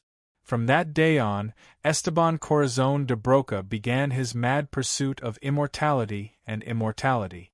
In the end, he used black magic to summon Mephitis and used his soul to sign a contract with him, obtaining eternal life. At the same time, his personality was twisted and he became brutal and bloodthirsty, becoming one of the most terrifying black sorcerers of that time. He turned into a monster in the local population of Hungary, wreaking havoc on the world until the Soviet Red Army liberated Hungary in 1945. They killed him along with the castle with hundreds of artillery, nailed his body in a coffin, and buried him in the Transylvania region. We investigated for a long time before we found out where he came from. Now, people only call him the Black Devil. Sounds like Lord Man, Nick Fury said. He is the European Lord Man, Coulson agreed with Nick's words without hesitation. He's only been sealed for a while, which is why he doesn't have as much influence as Lord Man. But in terms of ability, he's definitely not any less troublesome than Lord Man. According to our analysis, after Mordo was captured, he's the only one who has the ability to lead Morpheus' Dark Sorcerer Legion. The Holy Shield did not find the voodoo cult's holy relic on Mordo, so it is very likely that it was given to the Black Devil. He is not easy to deal with, Nick Fury said. He has an instinctive mind-reading ability. As soon as our people get close to him, all our plans will be exposed, and we don't know the principle of this ability. It may be black magic or some other ability. He is proficient in science and magic. The best person to deal with him should be Dr. Strange. But Dr. Strange needs to deal with Ebony Throat, Coulson said. Nick thought for a moment and asked in a low voice, "Is Dr. Reed still under surveillance?" Coulson said, "Of course, they are the culprits who summoned the apocalypse and caused the fall of New York. The Department of Defense did not arrest them because we are protecting them. They are now working on a quantum transmission technology, hoping to solve the problem of interstellar travel. You want him to deal with the Black Devil, but Dr. Reed is a researcher. Although he has acquired superpowers, he does not have the basic qualities of a combatant. He is not a warrior. To deal with a demon contractor who specializes in both science and magic, the most dangerous black wizard, the Black Devil, we need at least a doctor. Tawny suffers from severe post-traumatic stress syndrome and drinks all day long. Bruce left the Earth with Professor X and disappeared. The Holy Shield has enemies to deal with. The mistakes made by the Fantastic Four are terrible, but it's time to look forward. We need Reed," Nick Fury said. "It can be surprising." Nick One-Eyed Dragon stopped Coulson and said, "Don't mention her. Her most important thing now is to deal with the second invasion of Skrull. Before that, we can't trust anyone. Let her hide in the dark. Let's go see Reed and see if he's ready." SHIELD. Strategic Scientist Research Center. Dr. Reed was debugging the gadgets he had assembled, and the rock golem Ben was helping him. Not to mention how Ben used the thick and clumsy forefinger, which was made of the hard alien rock, to debug the precise components of the instrument. The Thunderbolt went out to indulge in debauchery, while the Invisible Woman Susan and Reed were caught in a marital crisis. They had not spoken for several days. Mr. Fantastic Reed did not care. He went his own way. What was a wife to him? Was it useful? Was it as interesting as science? Without a wife, science seemed more interesting. Ben, connect the current stabilizer. Reed looked at an instrument about the size of a car in the laboratory. The energy stabilizer, composed of energy conductor coils, was finally installed. "We have done several experiments.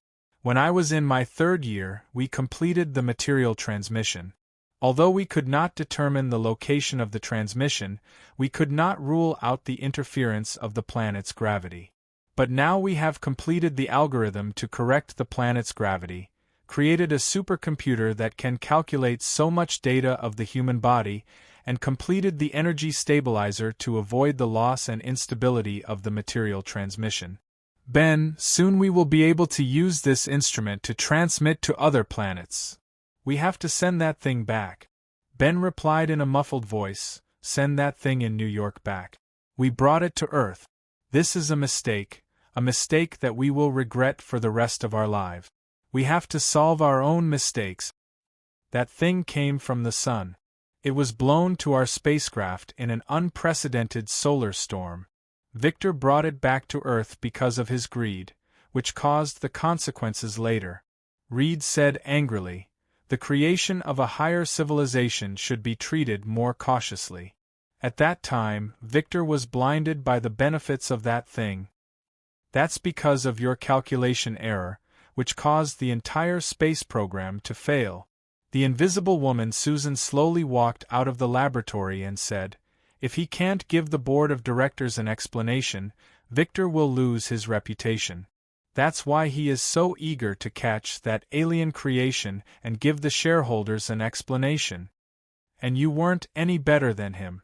At that time, weren't you just as eager and curious to study that thing? I can see that your curiosity is like a kitten scratching you. For this, you are no more innocent than Victor." They were talking about the supercube, one of the parts of War Skynet. "So you think he is better than me, right? Your ex-fiancé, the guy who wants to become a god." Reed obviously didn't understand the heart of a woman. His clumsy science and technology instincts, always standing at the highest point of academic disputes, made him instantly intensify the conflict to the highest degree. After Victor brought the cube to Earth, he explained his plan to study this alien creation to the board of directors, The board of directors thought he was crazy. Is it my fault that he lost everything? But we are responsible for the disaster caused by the apocalypse, and Victor is dead. A dead man can't take responsibility. If he is not dead, will you be so happy that you forgive him for what he did to you and throw yourself into his arms? But he may not forgive you. Don't forget that you found out that he went crazy studying the cube and wanted to use the power of the cube to rule the world. That's why you stole the cube and came to us. Reed was prepared to use his strength to become single again, accurately hitting Susan's weak spot. Hearing his words, Susan's body shook, and she said in disbelief, "You actually think that way?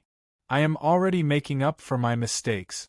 As long as the quantum teleportation device is completed, we can teleport all the things entrenched in the ruins of New York back to the sun. To make up for the mistakes we made in the past."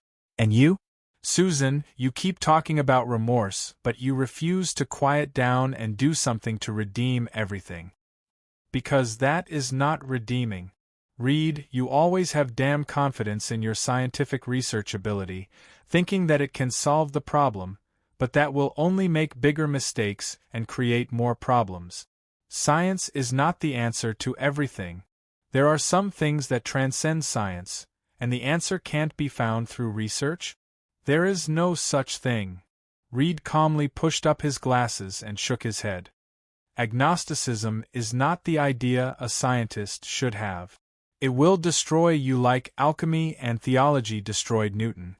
Love is that kind of thing. Reed, why don't you study what happened to our relationship?" Susan dropped this sentence and left the laboratory without looking back. Chapter 1102. Dr. Reed probably relied on his own ability to stay single. He had no idea how to coax women. In fact, Reed's EQ was not low. He had excellent leadership skills, and he was also a genius tactician, strategist, and theorist. However, like all outstanding scientists, he lacked empathy. That was, he could not empathize with the feelings of ordinary human beings. That was why all his seemingly stupid mistakes were caused by this. This led to his failure when he was young. He was obviously talented and gifted, but it was difficult for him to get the recognition of society. Not to mention competing with his classmate Victor. He couldn't even stand out among a group of mediocre ordinary people. Everyone thought he was very smart, but they also thought he was a little crazy. Even Susan, who had always had a crush on him, could not stand this and chose Victor. Reed did not see ordinary people as his own kind. He could not understand them, nor did he care to understand them. He lacked empathy and, to a certain extent, he had a certain antisocial personality. However, he was too smart. After studying psychology, he discovered his own weakness, so he had been controlling his antisocial personality. Reed's weakness was that he had always refused to understand the people around him. That was why he did not notice that Ben, the stone man, saw Susan's sad expression after she left. He stared blankly at Susan's back and then looked at himself with shame. His bloated body was made of dark red alien rock. He looked like a monster, ugly and ferocious. Ben used to blame Reed for this. He thought that Reed had caused him to become like this, and he tried his best to restore his original form. It was not until Victor's attack, when he saw his only good friend, Reed, and his crush, Susan, in danger that he understood that friends and family were more important to him. He resolutely turned back into a stone man and saved the whole team. He finally felt relieved and chose to help Reed and Susan be together. He wanted his two most important friends to be happy. Even if Reed didn't know that he was secretly in love with Susan, Susan knew very well. No woman would not know her secret admirer. It was almost the instinct of a female animal. However, the family-like relationship between the four of them collapsed after Reed and Susan fell out with each other. "I used to think that my concession would make you happy," Ben said quietly. "You are my best friends, my family, and my lovers. I am willing to sacrifice everything for you. Why did this happen? I've backed down, I've done everything I can. I've been neglected by my family since I was young. I've had no friends. Reed, you're my first friend, and my best brother. Susan is the only person I have ever loved. When I found out that you were the one she loved, I resented her, but I knew that fighting for her would only mean losing both of you at the same time, so I chose to sacrifice myself. You treat me like family and let me know that love is not about possession. Even if I can't love Susan, I can still help the two of you. We are like a family. My best brother and lover have found happiness. Why did you destroy everything? I can become ugly only to obtain power to protect you, but I can't stop you from destroying your own happiness. Ben clenched his fists tightly. Beneath his calm exterior, his heart was in turmoil. I've already given up everything. My dream, my life, my love, and my lowly body. I give my happiness to you, Reed. But you destroyed it without a care. You destroyed what I dreamed of, just like throwing away the garbage in a laboratory. Reed was still adjusting the equipment and said excitedly, Ben, let's do one last experiment. Now I'm going to teleport a chimpanzee to Mars. He came to a cage with a chimpanzee in a spacesuit.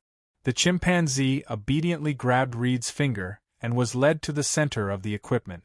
It stared at them with a pair of ignorant eyes, waiting for the fruit as a reward. They were born from the same root, so why rush to kill each other? You should apologize to Susan. Ben suddenly turned around and said, You shouldn't do this to her. Reed said impatiently, Ben, do you really have to say this? He looked at Ben, who was serious, and sighed.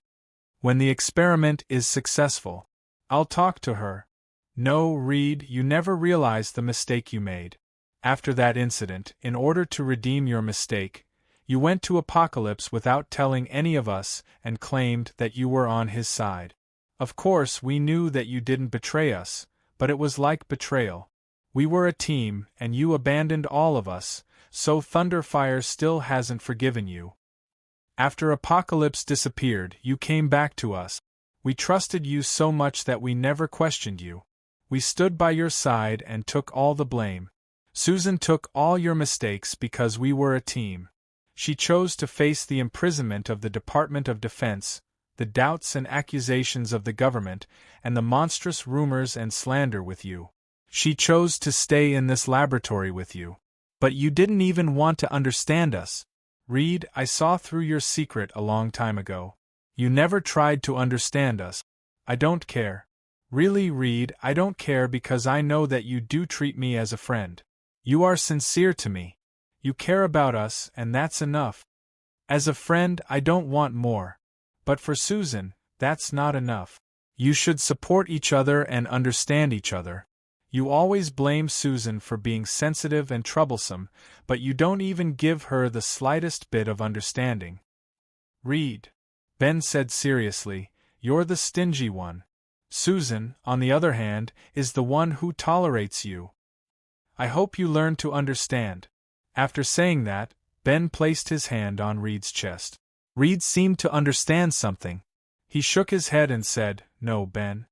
After your cells mutated, they changed your physiological structure so that you no longer need food, air, or blood vessels, Ben said calmly.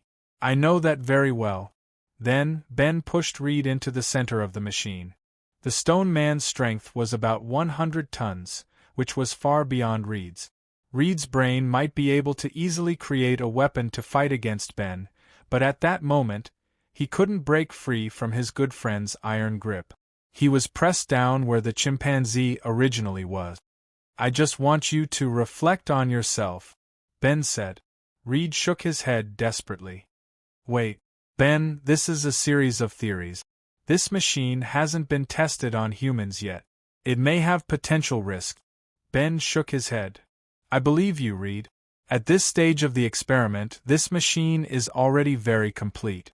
When you think about it. The stone man pressed the start button and said, Call me. No, Ben. Reed shouted. You can't do this.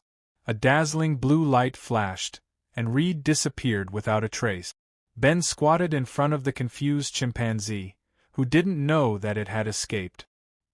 He stretched out his finger, and the chimpanzee obediently came up to him. Ben pulled it out of the laboratory. Chapter 1103. I heard you were looking for me? Crow stood in the square in front of the palace with his back to Turkura. Potts, who was dressed in steel armor, had fainted not far away. The armor on her body had been shattered, and the vibranium coating on her adamantium composite strike had been distorted, revealing cracks. Turkura asked in a low voice, "Is she all right?" Chenong replied, "It's okay. Before the vibrating gold coating breaks, because of the buffer mechanism designed by the coating, the vibrating gold coating has a warp and weft network of crystal wires that are less than 3 nanometers in diameter. When the crystal wires receive an impact that exceeds the limit, they will automatically break and absorb all the impact. You can see it as a kind of ingenious overload protection. The remaining impact is no longer enough to cause fatal damage to the pilot, who is protected by the perfect cushioning system in the armor." Chara nodded. "That's good. Now I'm going to settle the score with him for the crimes he committed against our country and my family." Chara looked straight at Crow, who had his back to him, and felt that Crow seemed to have changed a little. He spoke into the invisible headset inside the armor. Su Rue, Princess Su Rue, who was far away in the Egyptian base, stood in the holographic simulator, sharing all the images and data observed through the armor in real time. She had provided technical support for Chara, and with the help of the Holy Shield's resources, she had completely modified the armor. Su Rue had already escaped control to allow her to join this battle. She still remembered everything that happened that day. "Brother, do whatever you want to do," Su Rue said. "I will always support you. This is not my war alone. Su Rue, this is our chance to work together to avenge Mother." Chara opened his hands, and sharp claws popped out of his fingertips. This time, it was no longer a cold weapon made of vibranium. Silver-white energy flow attached to the vibranium alloy coating, causing the metal claws to vibrate at an extremely high frequency and amplitude invisible to the naked eye. This was an energy-fluid high-frequency cutting weapon. The diameter of hundreds of vibranium crystal wires woven together was only 1 nanometer. This kind of alloy crystal wire was attached to and grown in an environment close to absolute vacuum by evaporating adamantium chi in an ultra-high temperature and pressure environment, growing into the shape of the crystal wire. While retaining the energy affinity of vibranium sound-absorbing steel and the ability to easily sense vibrations, the equipment also inherited the indestructible characteristics of the Republic's special Omega adamantium alloy. Vibranium's strength was indeed outstanding, but it was still incomparable to adamantium. Vibranium's outstanding physical properties were reflected in its ability to absorb kinetic energy and sense vibrations. In terms of physical properties that were indestructible and indestructible, it was not as good as adamantium, which had reached the pinnacle of material science in terms of pure hardness and toughness. This was the answer Su Rue gave to break the 12 stages of vibrating gold body.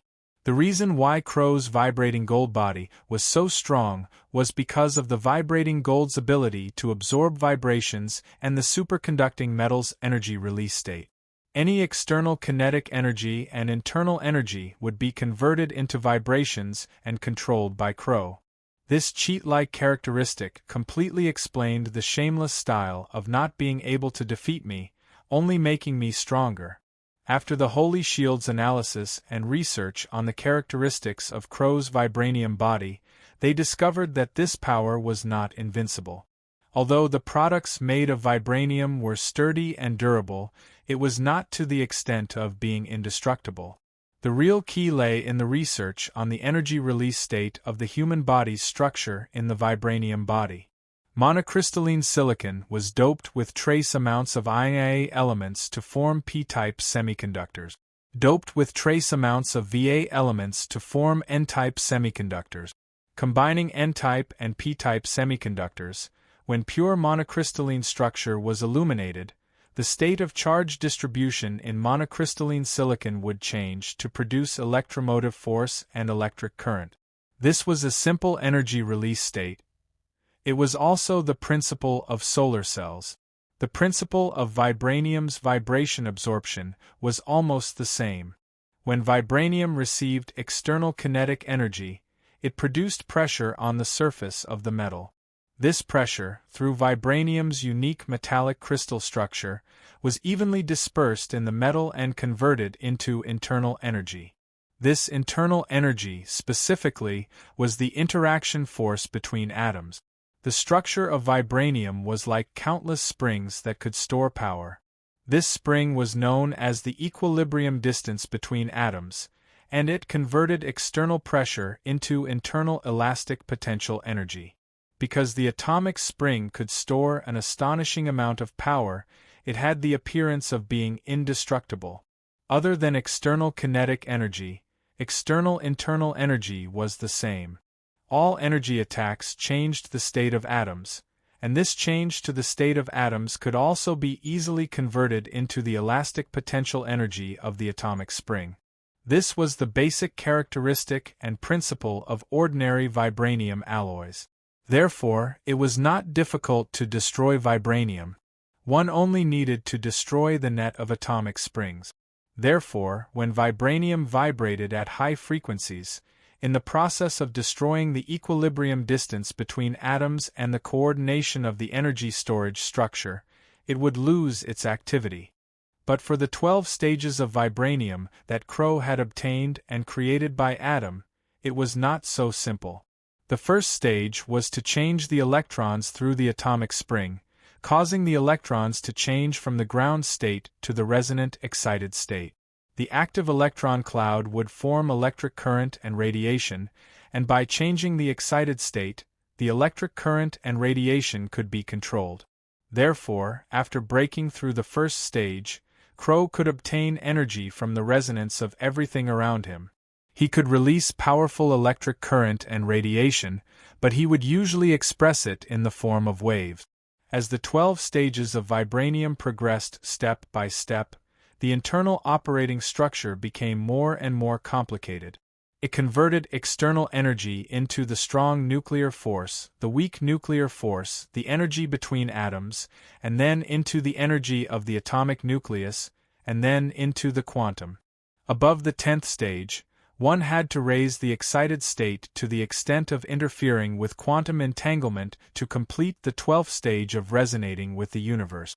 First, one had to place one's vibranium body at the bottom of the universe's information and matter in the 11th stage, entangling with all matter in the universe, reaching the state where one's body was the universe, and the universe was one's body.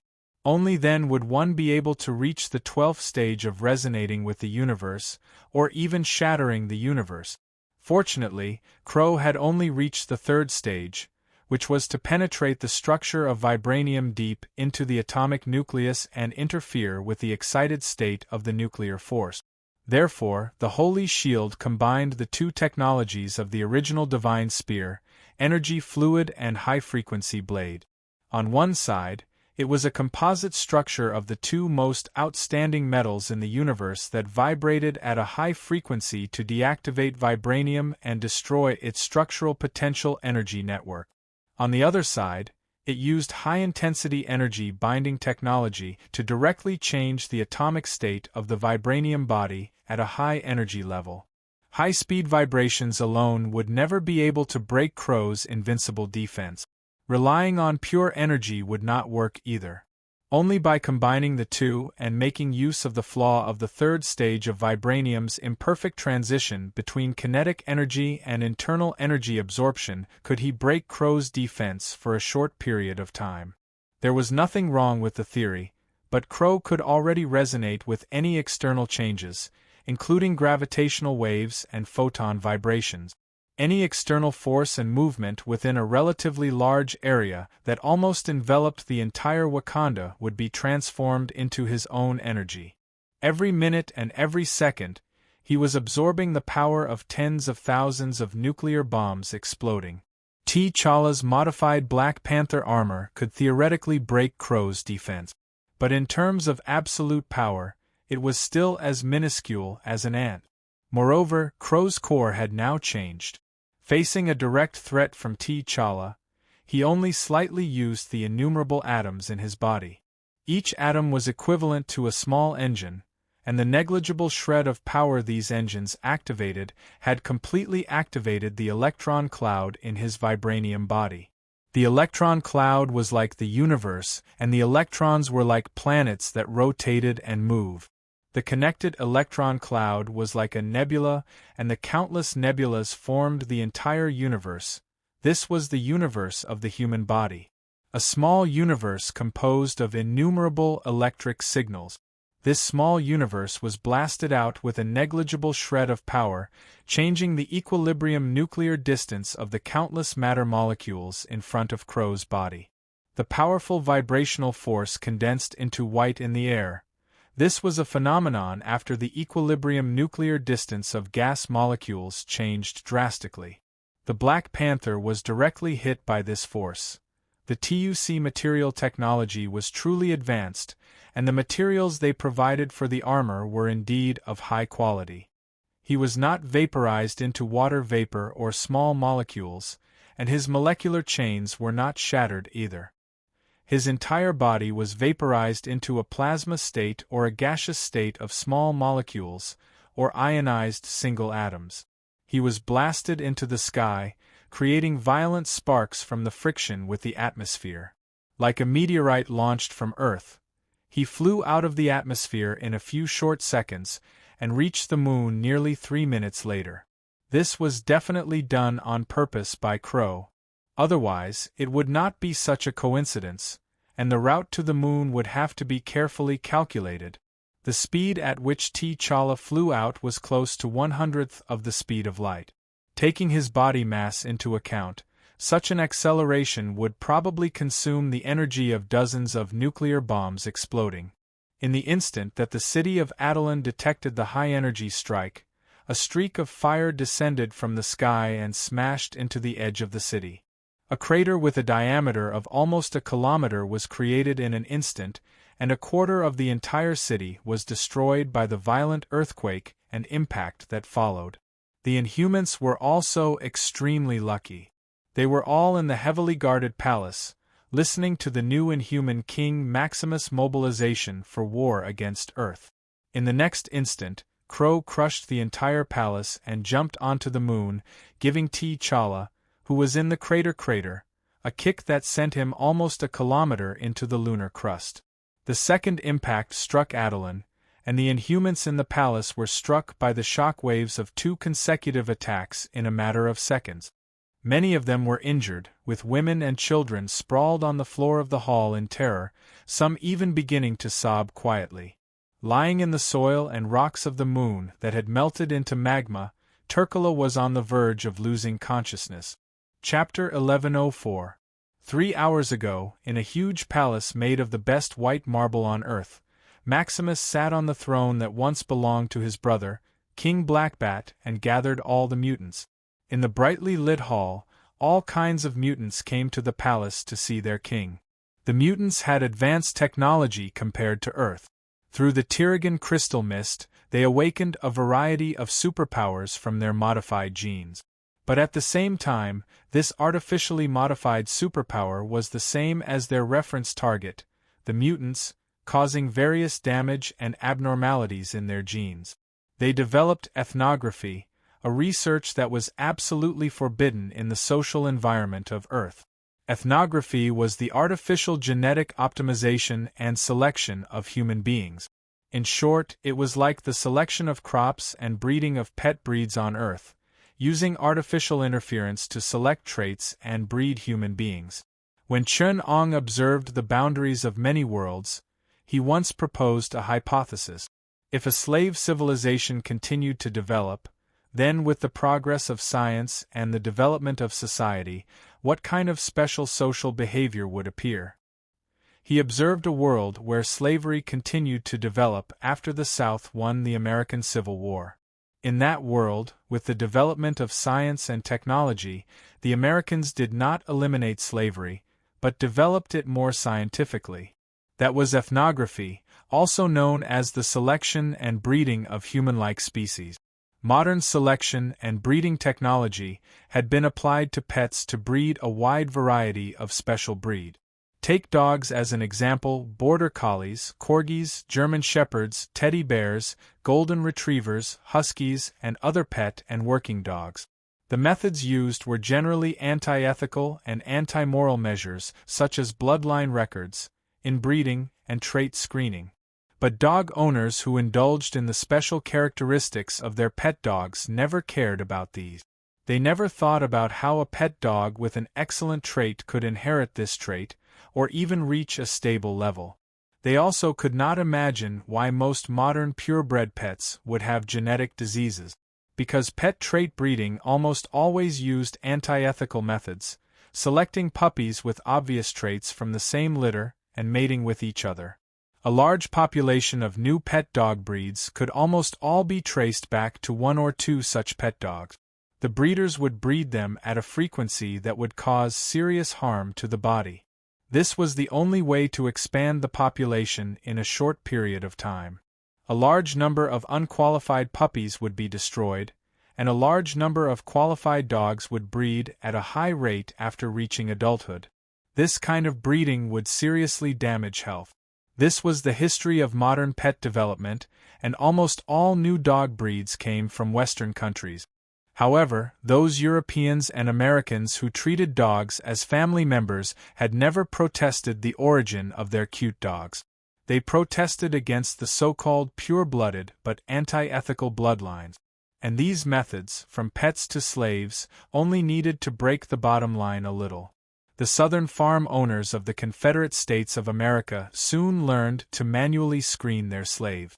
They first bred a race of people with low intelligence but docile, honest, and loyal to their masters. It seemed incredible, but all human rights experts and public intellectuals claimed that human free will was unshakable, that freedom was great and sacred, that all human beings were equal and free, and that there was no difference in intelligence between people. But in the field of pet dogs, there was a huge difference in IQ between a golden retriever and a teddy. There was also a difference in breeds of affection, irritation, and aggression. No one would think that a golden retriever was as aggressive as a Tibetan mastiff. People did not dare to mention the difference in IQ between different races, but every professional dog trainer would enthusiastically discuss how high the IQ of a border collie was, and how brainless a Tibetan mastiff was. That's science, it's universal, it's repeatable, and sometimes it's even anti-human. Dogs could be bred to have such a big difference in characteristics. Why couldn't humans? Pygmies were known as Africa's pocket people. Their adult height was 1.30 to 1.40 meters, and they had extraordinary physical strength. They lived in the Idoli region of Zaire in the middle of Africa. Their average IQ was 54, which was only equivalent to a slightly smarter whale. Pygmies matured at the age of 8. This was a special race that was naturally bred. The Confederate States of America only needed to introduce artificial selection and optimization, and soon, the black working slave population would be completed. They were honest, obedient, and had low IQ. The Americans basically did not have to worry about the slaves rebelling, nor did they have to worry that one of them would stand up and loudly chant, "I have a dream." Then there was the population differentiation of working people. Some farm work required a slightly higher IQ, so slaves with a relatively higher IQ would be bred. The slaves did not need to live too long. When they could no longer work, they would be disposed of, but it would cost money to dispose of them. The farm owners would not slaughter the slaves themselves. They would pay the Union government a sum of money, and then the old slaves would be taken away. They would disappear without a trace. But it cost money to dispose of them this way, so there was a need for working people who did not have an aging period. Race selection would select those who could not work and reproduce at an age of about 40 years old, and would die of natural causes. The farm owners hoped that the slaves could work earlier, so the time for them to reach adulthood would be shortened. In the end, they would be bred to reach adulthood at about 15 years old, and would die of natural causes at about 45 years old. Slaves had different work needs. Some entered the factory to do repetitive work, some did farm work, and some weavers. Different races would be bred. Just like dogs, in an increasingly developed society, the work needs of dogs were gradually replaced by the needs of pets. And the farm owners also had needs for entertainment and companionship. There were many black and mixed-race people in Washington. At this time, the race training work had a new direction of development, the pet race. So they created a race training factory, selecting beautiful and docile people, and producing all kinds of slaves for different purposes. At one time, the development of the slavery system even threatened the reproduction and family of the American people, so the Union government had to legislate to force teenagers to have at least 2 children before the age of 25. In the new era, after the rapid development of genetic science, that world line became more and more playful, until Chun-Ong could not stand it anymore. He sent a meteorite to the American Union and completely destroyed that world line. In the exhilarating, human breeding was one of the few scientific disciplines that had not been developed at all. The exhilarating had developed to the extent that it was qualified to say that all human beings were equal. Even if there were differences in innate qualifications, in the exhilarating or the further developed republic, innate qualifications could no longer hinder the development of human beings. In this kind of civilization, the equality of opportunity had already covered the inequality of innate qualifications. If people were equal in morality and personality, then they were absolutely equal. People were not born equal and free, nor were they born with rights bestowed by God. At least, Chun-Ong had never thought about this.